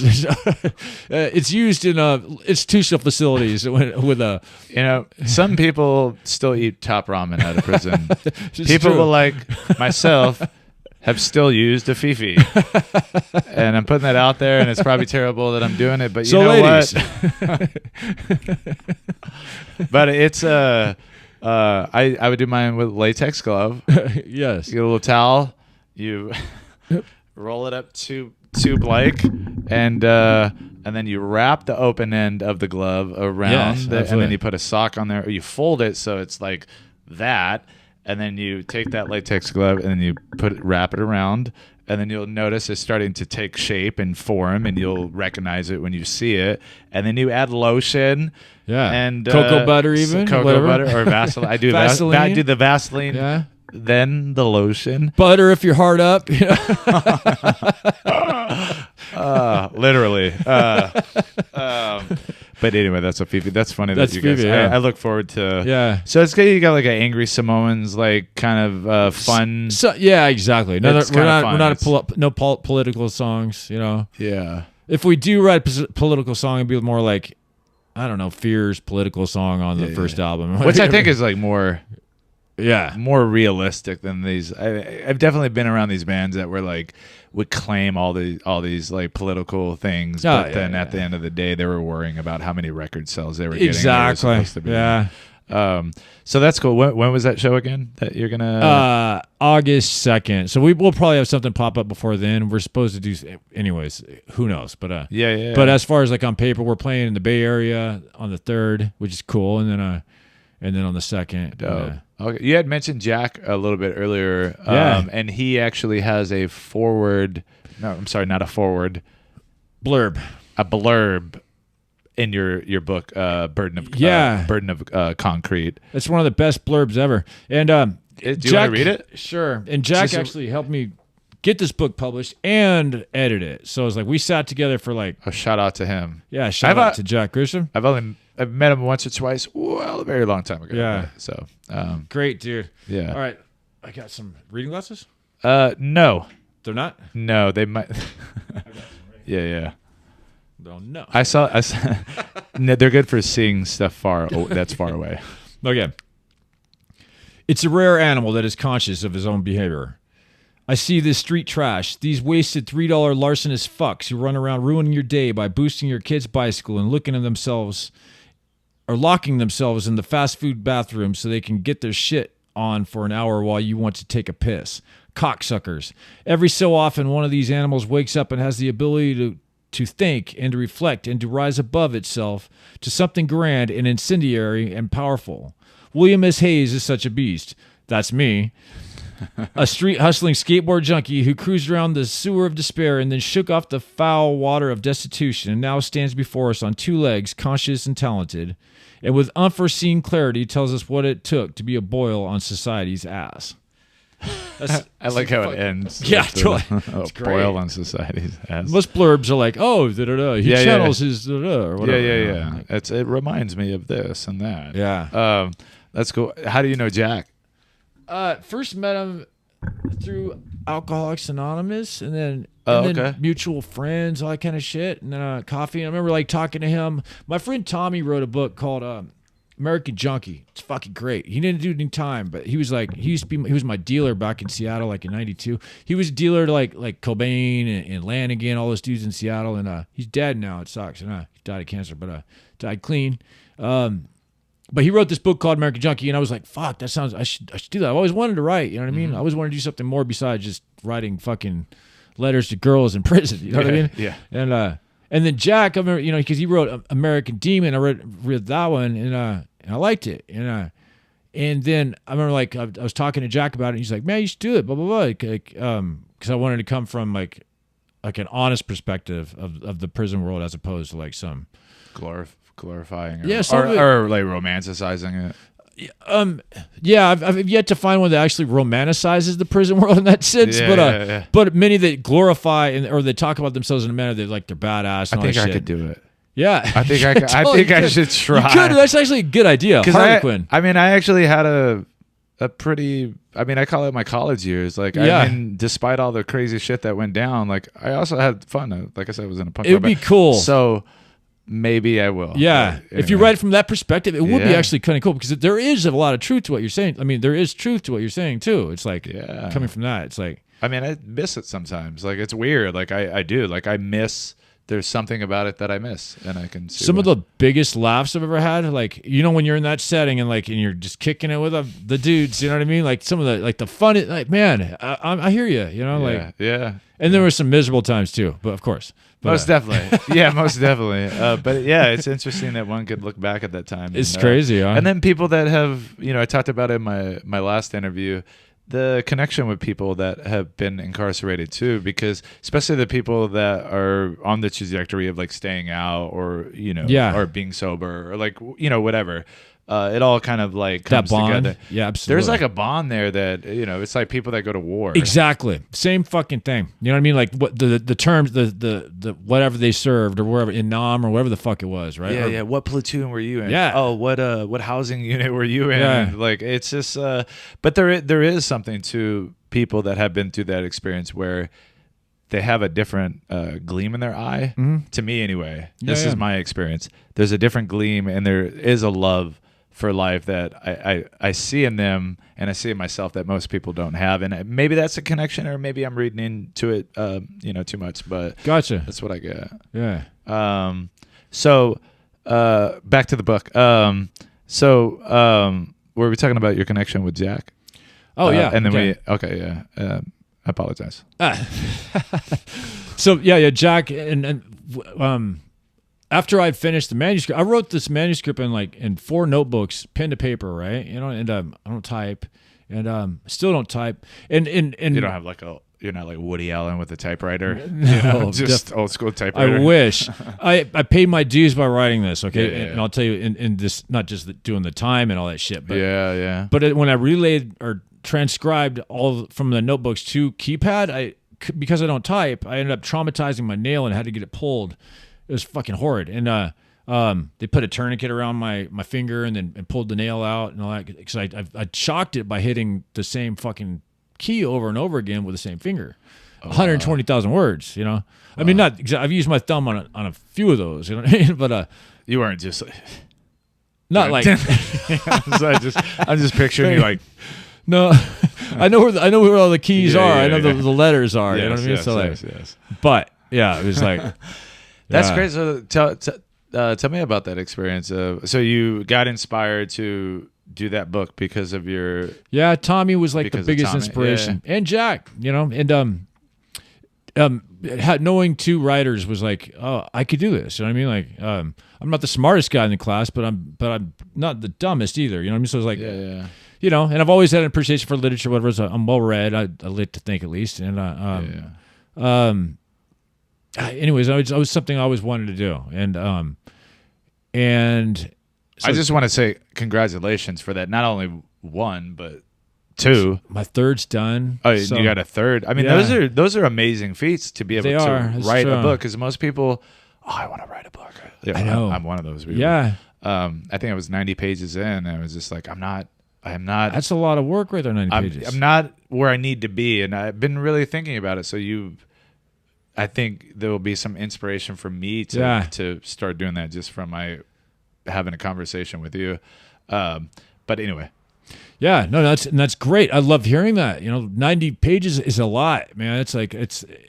I mean, I understand where you're coming from. Like if you're looking at from like what you want the final product to be, I get that. Exactly. It's like you have to find out what direction or how you're going to do it, right? And but that happens too. And I started very linear, and then I changed it up. I started with kind of like a drugstore cowboy where he starts off in the ambulance, Mm-hmm. So I was like in Burn the Concrete. I'm on a plane. You know what I mean? Coming back from Chicago. I was thinking of Con Air. I was picturing Nicolas. Your character was Nicolas Cage. Yeah. Anyway.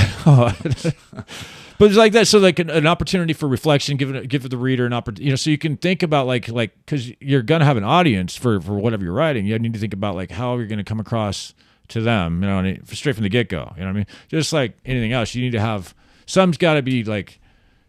Someone's got to pull something in. You know what I mean? Like, yeah, it definitely pulls you in. It's the setup, because I mean, I think there's a lot going on in terms of just that setup alone that sort of sets up the rest of the story, which is important. Yeah. Yeah. And people who don't know about prison, it's like, or for those of us who have been, it gives us an opportunity to reminisce or like, oh, I've been there or whatever, or whatever, right? Like, or to know what the fuck I'm talking about. But it also gives people an opportunity to learn about like the system. And also I tried writing in a sense that was like at the time it was like California was dealing with serious overcrowding in all the institutions, and I'm pretty sure that's still an issue, but there were 33 prisons in the state, just from the 90s. I mean, of course, a bunch of them were built a long time ago, but right.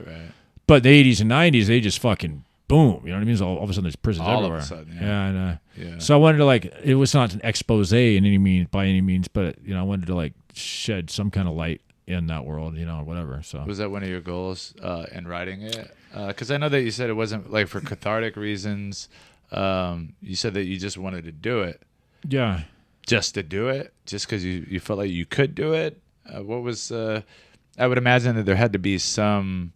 Kind of, I think something. A lot of it, there's ego too. I mean, I want to tell my story. It's not that my story is that compelling to the average. It is in a sense. No, it's definitely compelling, and I think there's a lot of value in each individual story. Yes, so I don't want you to downplay that. But as for yourself going into it, that's always like you're battling with that. Like, oh, your ego, right? Yes. If I write it and I'll get this attention, it'll be great. But and then that'll keep people from doing it, right? Because they're oh yeah, I don't want to be like that. I don't want to. But well, I'm not trying to come across as like some egocentric type person. I realize that it's ego taking place here. Okay, so it's like we all battle with that, you know what I mean? Whether less or however how many degrees we do or whatever, but right.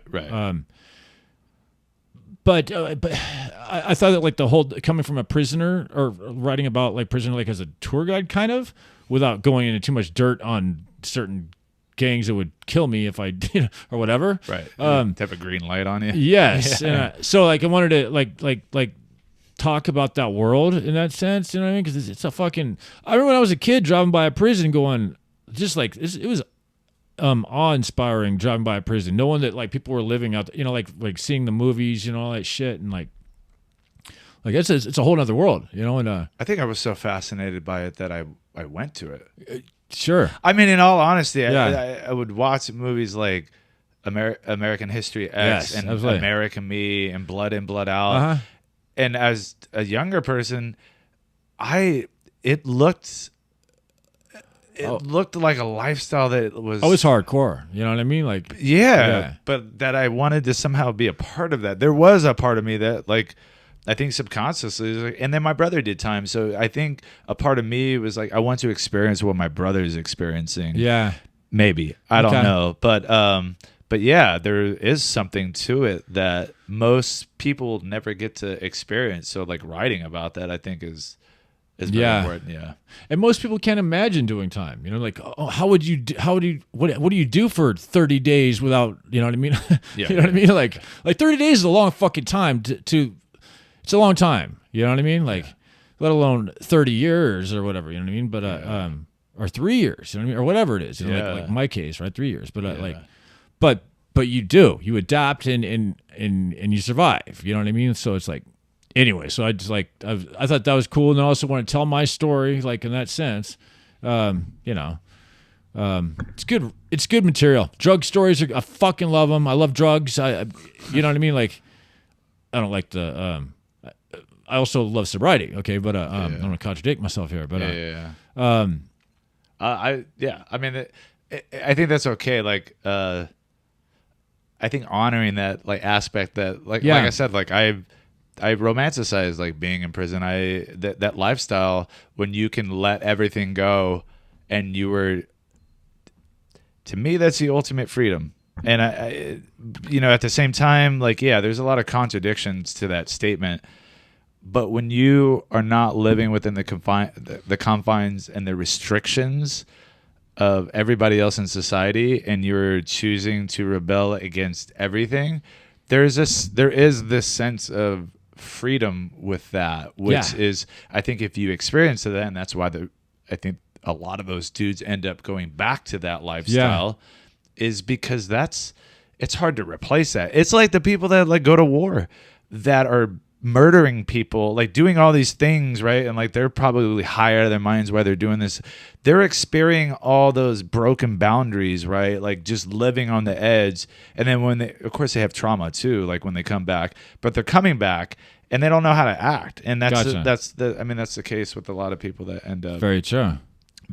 And many of those people that do go in, like they have no desire to adhere to society's rules. You know what I mean? Like maybe a lot of them do, but there are many that, like, I don't know, maybe a lot of it's been glorified or whatever too, but you look like the John Dillingers or whoever the fuck.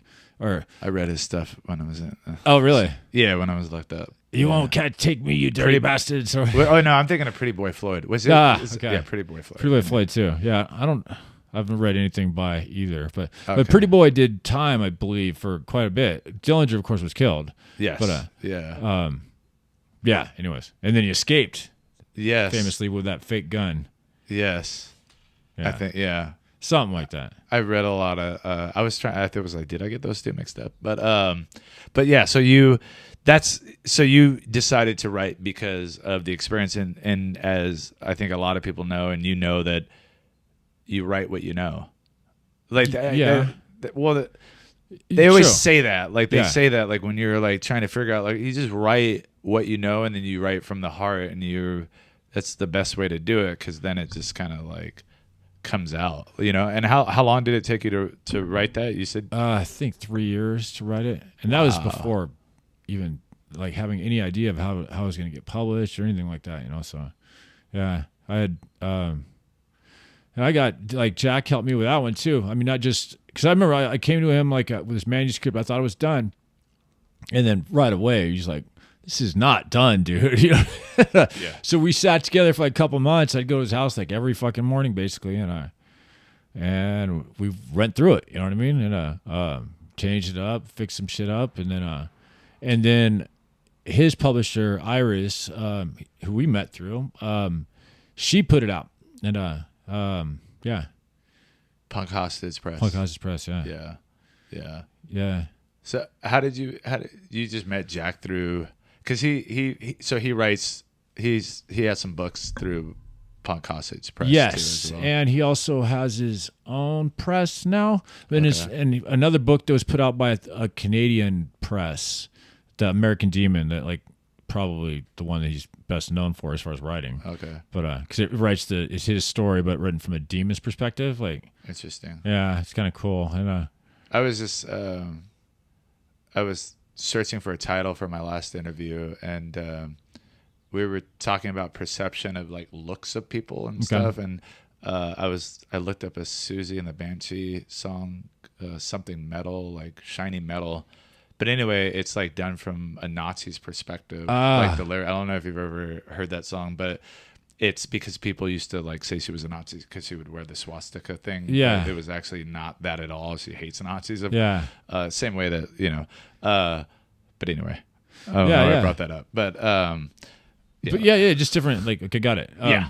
I don't know if I know the song or not. I'm not a huge Susie I had to fan. like, I kind of had to search for it. Yeah. And I'll always like kind of search for different songs, that the feels that I get from like the people from the interviews, and I'll try to find something that's like very like specific to that interview.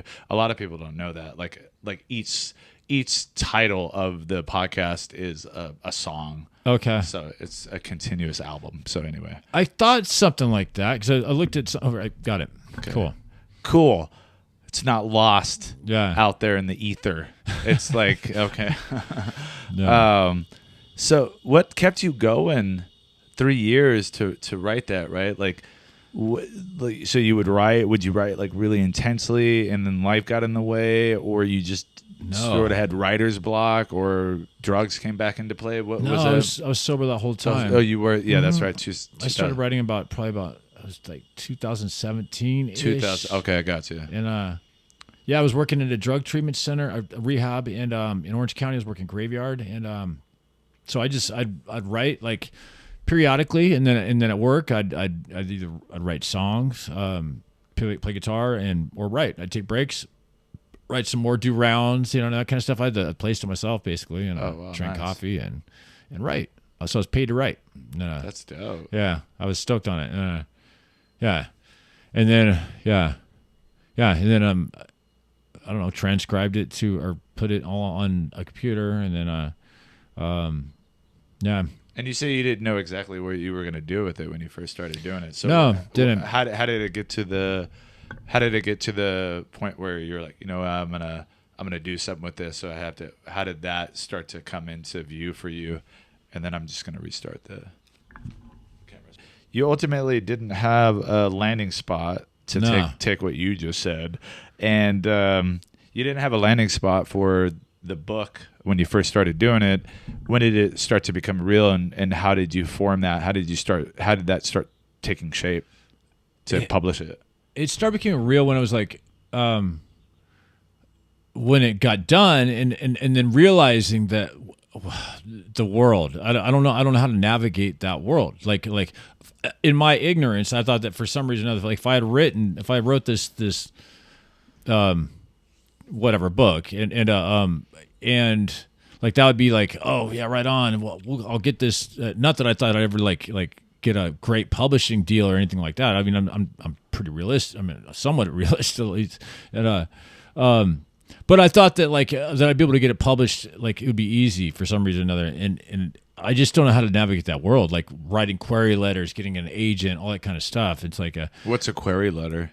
So like you're selling yourself to an agent basically. So you're writing a letter to an agent saying, this is a synopsis of my book, or these are excerpts from, or this is a plan I have for a project, or blah blah blah. So basically you're selling yourself. You're like, if you thought Salinger was good, he was a piece of shit compared to me.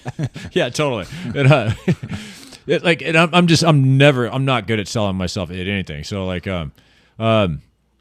anyway, so that was a bitch, and it was, and Jack, fortunately for me, it was like he talked to Iris, and he's like, yeah, this dude can write, and Iris read some of it, and I remember she called me one day, she's like, hey, what do you think? Would you like to? What if we took your book on? Blah blah blah. And I'm like, yes, let's do it, and I was stoked. It came out right when COVID hit, and yeah. So how was it? So that was it.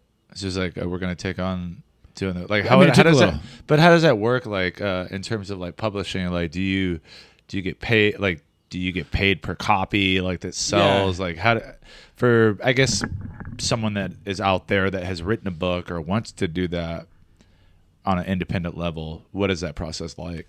Well, it's different through every.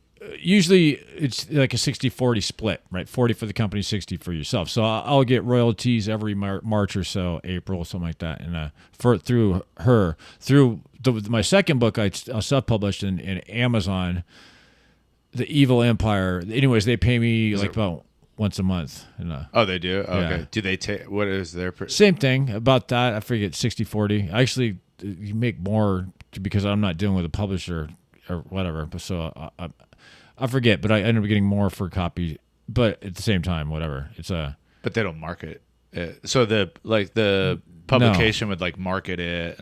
Yeah, I've done some readings with punk hostages. We did a thing me and Jack and Iris and Pleasant and a whole bunch of us. I just want to talk about the importance of why something like that still exists and should exist.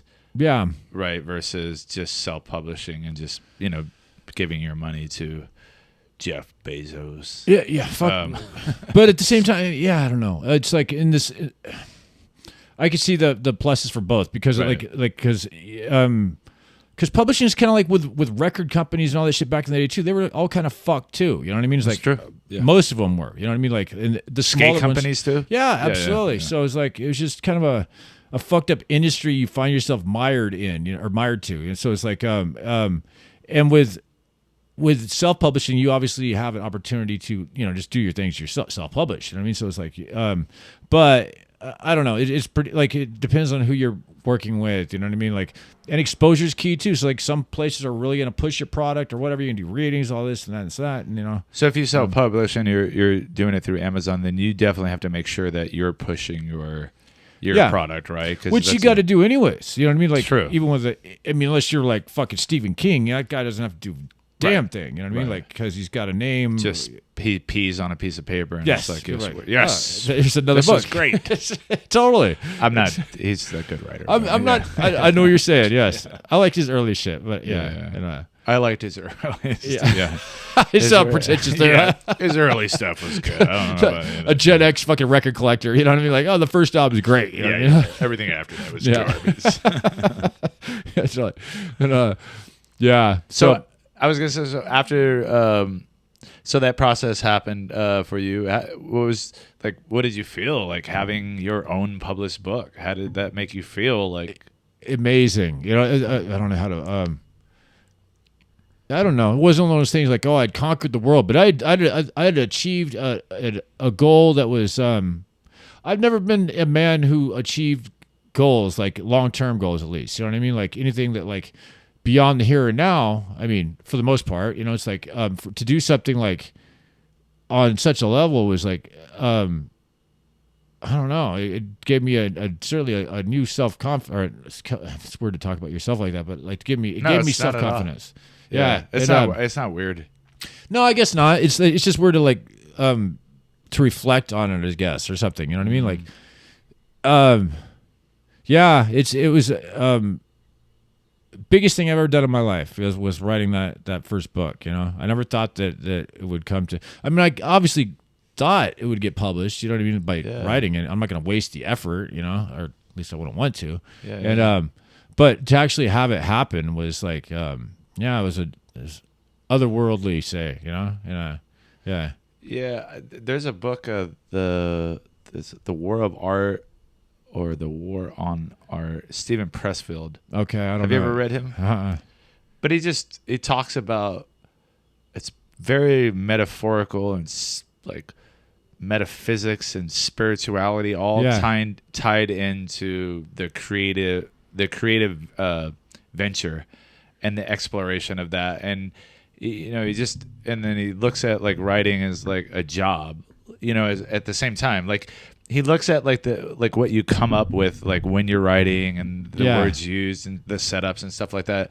But then he talks about it as like, it's just work. Like, you know, and that's what a lot of people have trouble with is like, they don't approach it from that. It's very much the artistic side and the spiritual side of it. And then, but you need to have this discipline to be able to write a book, especially one that, you know, took 3 years. Like the discipline to like, and I know, right? Because I told you that I've been writing that book since 2008 or 2009, and it's just, now it's just sitting there like in the ether, like just nowhere, like, you know. But it does, like, it takes you sitting down and like doing the work if you want to do it. Yeah.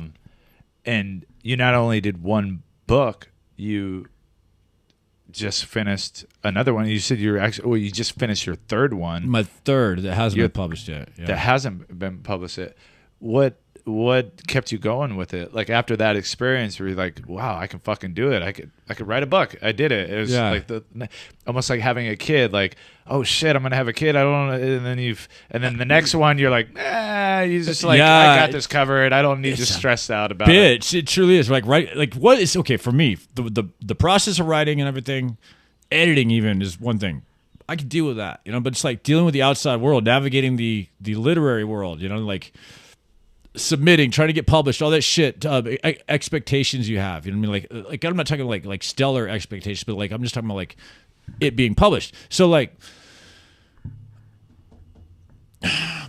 it's hard to like and then getting everything done. Like I did that one myself, and then having to having formatting issues, communication. It's not just like something you're doing yourself, like you're writing it and getting it you're editing it yourself or whatever, and it's done. You know, it's like you have to deal with all these other outside issues, and that's a bitch. Like, I don't know. And I remember like after I finished that one, I'm like, all right, I'm done. You know, I'm not gonna write anymore. But then that's kind of like, yeah, like you're saying, you know, and but it's cool to like it's a natural emotion that comes with anything like artistic. I think, you know what I mean. Like you put a lot of pain and effort into something, and you should. I think like it shouldn't come effortless. It should not be something that just like we have to put in our time and our pain and effort and rejection, self-doubt, all that shit, you know, fears, you know what I mean? We have to confront those fears, you know, and in doing so, we get to progress or rise to new heights or whatever, you know what I mean? Yeah, So, yeah. Like, and forever, like, expanding. Mm-hmm. Like, because it's definitely not like an end result with it. It's like, and that's what the book talks about. It's it's the process. It's and our mind tends to worry about like the outcome of it, you know. And Ian MacKay, however you want to say his last name, of Minor Threat, you know, when they asked him about like what his process was and like, you know, like his music, and he's just like, I don't worry about record sales. I don't worry about like whether people are gonna like it or not. And that sounds a little like self-indulgent or like sure. Right, you can look at it that way, but it's also like I like that statement because, and he expands on that because it's very much just talking about he just does it for there's a process to it that he's just in love with. He's in love with the process of it, because when you start fixating on all those other things, as you well may know from like going through that, it can sort of tarnish like the experience. Yes.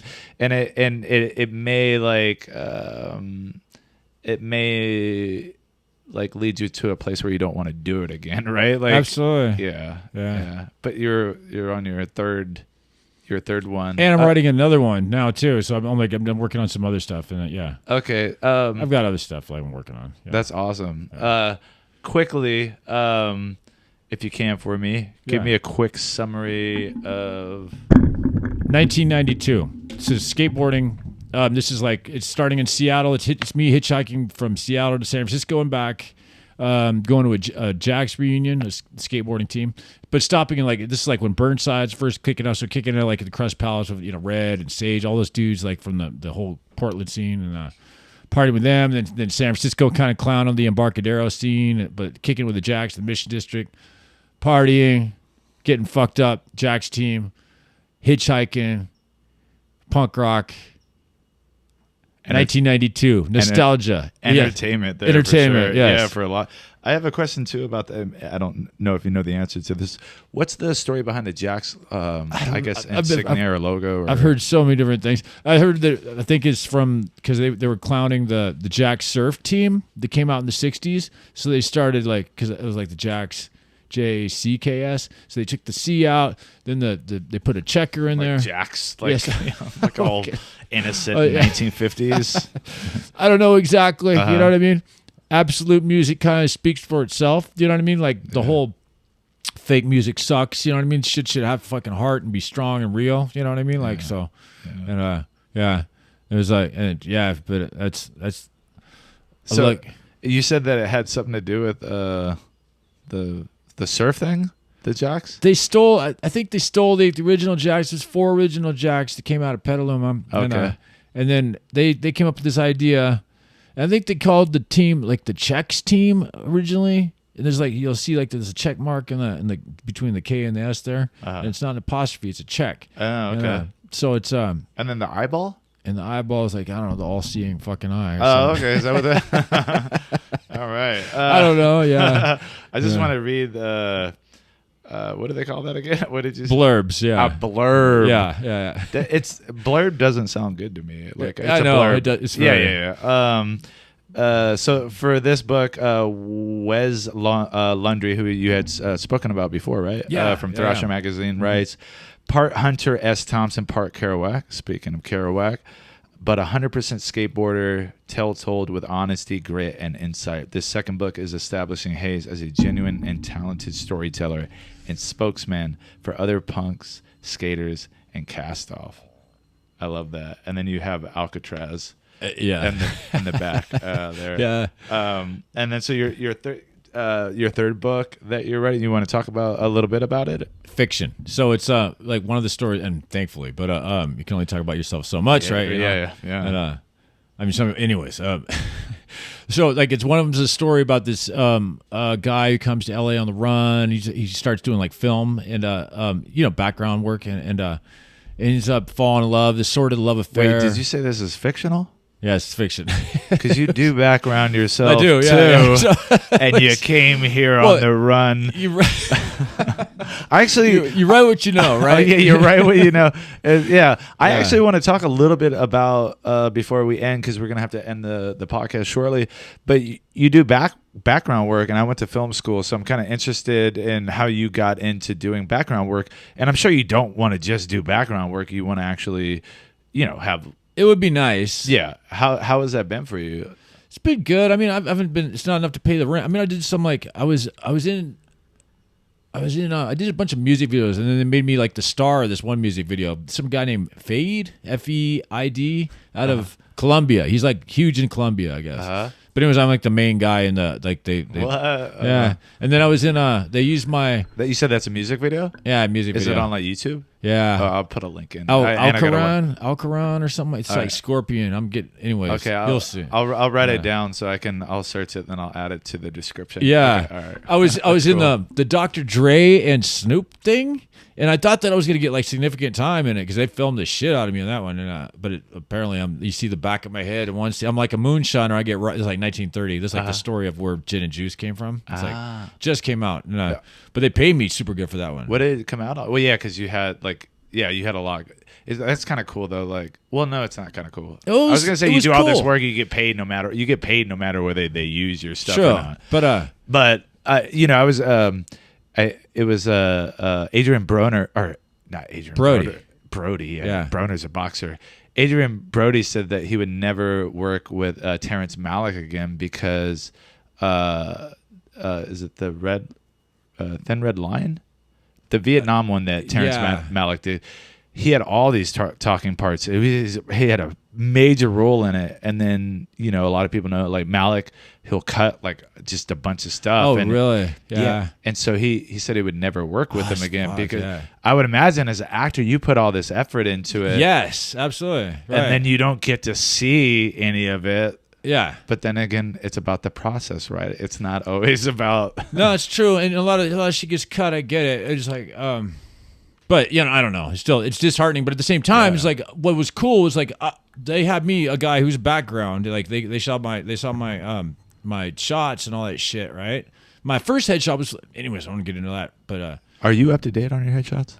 Yes. Okay. Jack actually took the first shot. It wasn't used to be used as it was just him doing photography, and I used that as a headshot. That got me other gigs, and then other gigs, and then, anyways, But I was a background dude that like working with all these like SAG people on this, like that set was like a big thing, and which kind of tripped me out. It was like it made me feel good that like at least I'm like working with all these people, Yeah. Like, I'm robbed by David Beckham's daughter in that one, like. Really? Yeah, and some country guy named Hardy, like he's big now. And this is the Dr. Dre. Dr. Dre, yeah. And it just came out?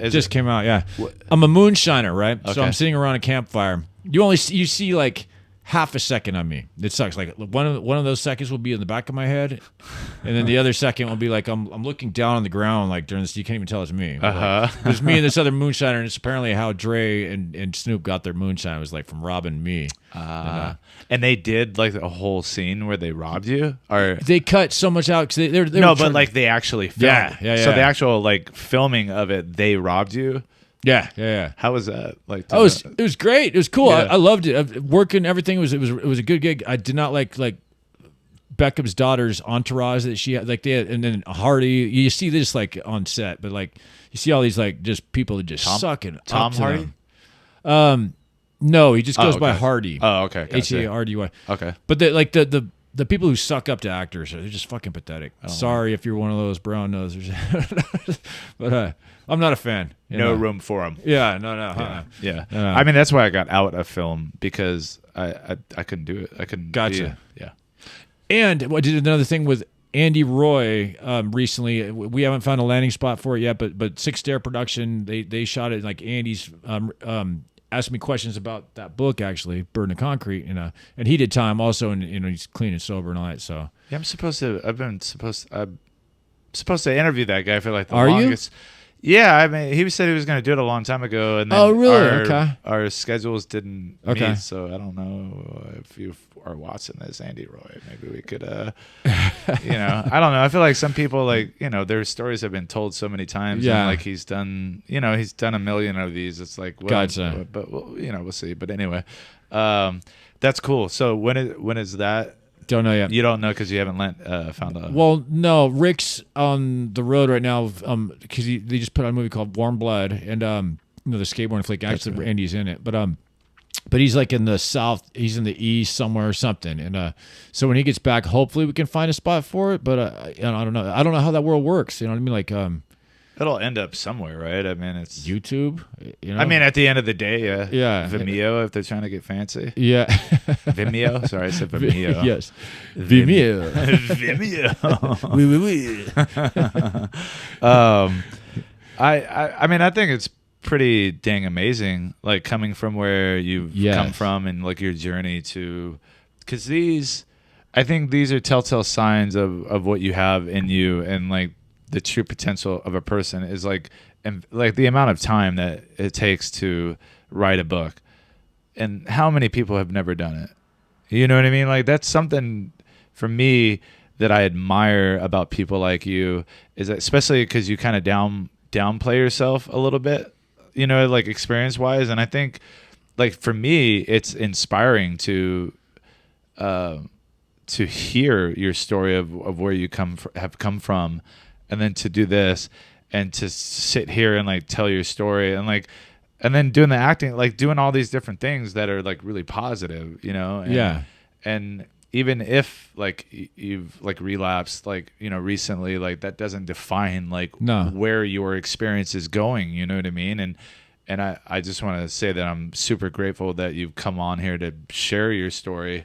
Cause it's very valuable, and this is something that I'm understanding, is that each individual, especially from, our world, right? Yeah. That we've been a part of, it's really important to share your stories, which you have done. And you may have not had the intention, when you first started writing to, man, I really want to affect people, or maybe you just wanted to do it because you wanted to write and you needed to write.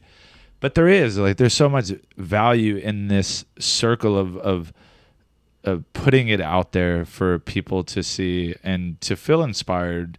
And because I've downplayed that stuff a lot for myself, about like, it's just becoming more valuable for me to do this with people like you, to share their stories.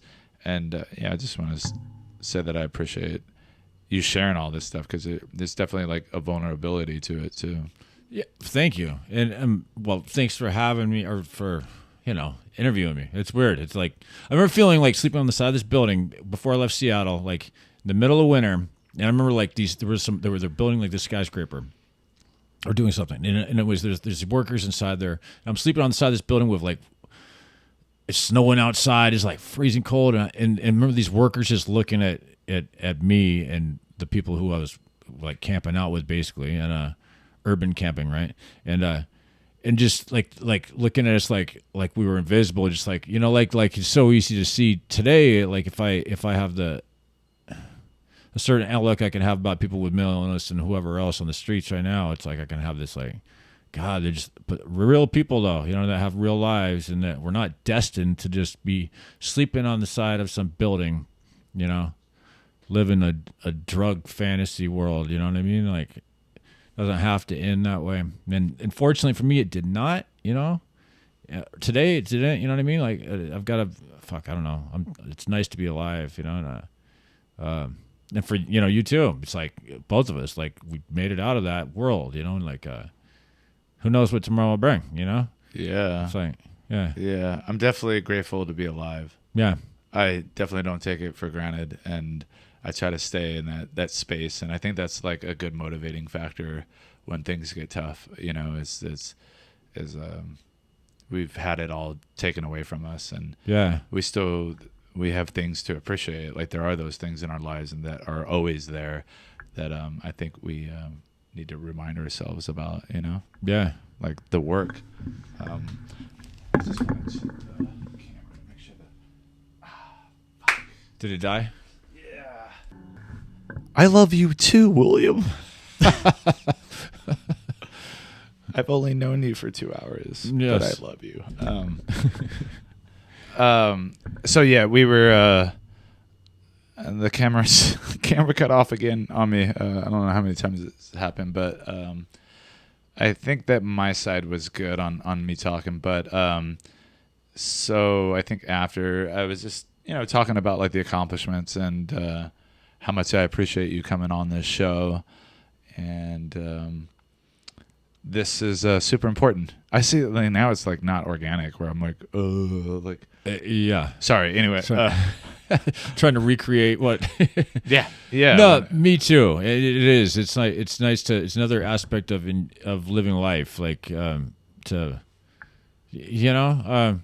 who would have thought? Like I remember like correspondence between like getting letters was like such a huge thing. Inside or whatever. And like I don't know. Seems like there's so much more to life than just that. And I'm so glad to be like beyond that. Yeah, I'm glad that you're here. I'm glad that you're sharing this space with me. And we were talking about it earlier. We got to definitely get a skate session in. Yeah. And then I will get some insights from you on my process of writing, because I think I need that. I need a mentor. So hope maybe not putting you on blast or anything because we're on camera, that you could be my mentor for Absolutely. writing or whatever. Like, I think that would be really cool. So, yeah, thanks again for coming on, and it's much appreciated. And would you like to give any shout-outs to anyone before we end this conversation? Let me shout out to my beautiful girlfriend, Jenna. And let me see, Jack Grisham, Iris Berry. Thanks for taking a chance with me with Punk Houses Press. I don't know. You can come see the Dick Dollars whenever we're playing in your town. You will greatly appreciate our music. We write wholesome songs and ones you will find much delight over. I don't know. I don't have any shout. Thank you for having me. I appreciate it. Yes. We'll end it on that. Okay. Yeah, we'll end Sounds it great. on me. Again, thank you for being on the show. This has been another episode of Screaming at a Wall. And if you have found any value of entertainment, insight, or anything like that, make sure you subscribe if you're on YouTube and like it and share. And if you're on Spotify, Apple Podcasts, do the same there. Until next time, stay free. I'm telling you, that was mine, not Russell Brand's. Stay free. Stay free, America. I think we're good. Are we good? Yeah. Okay. Thumbs up. Thumbs up. Cool. Thumbs up. All right. We're good. Why are you rebelling again? What do you got? We're trying to change something. Skateboarding is a way of learning how to redefine the world around you. The auras of this country don't care about the poor and Now, baby, push me.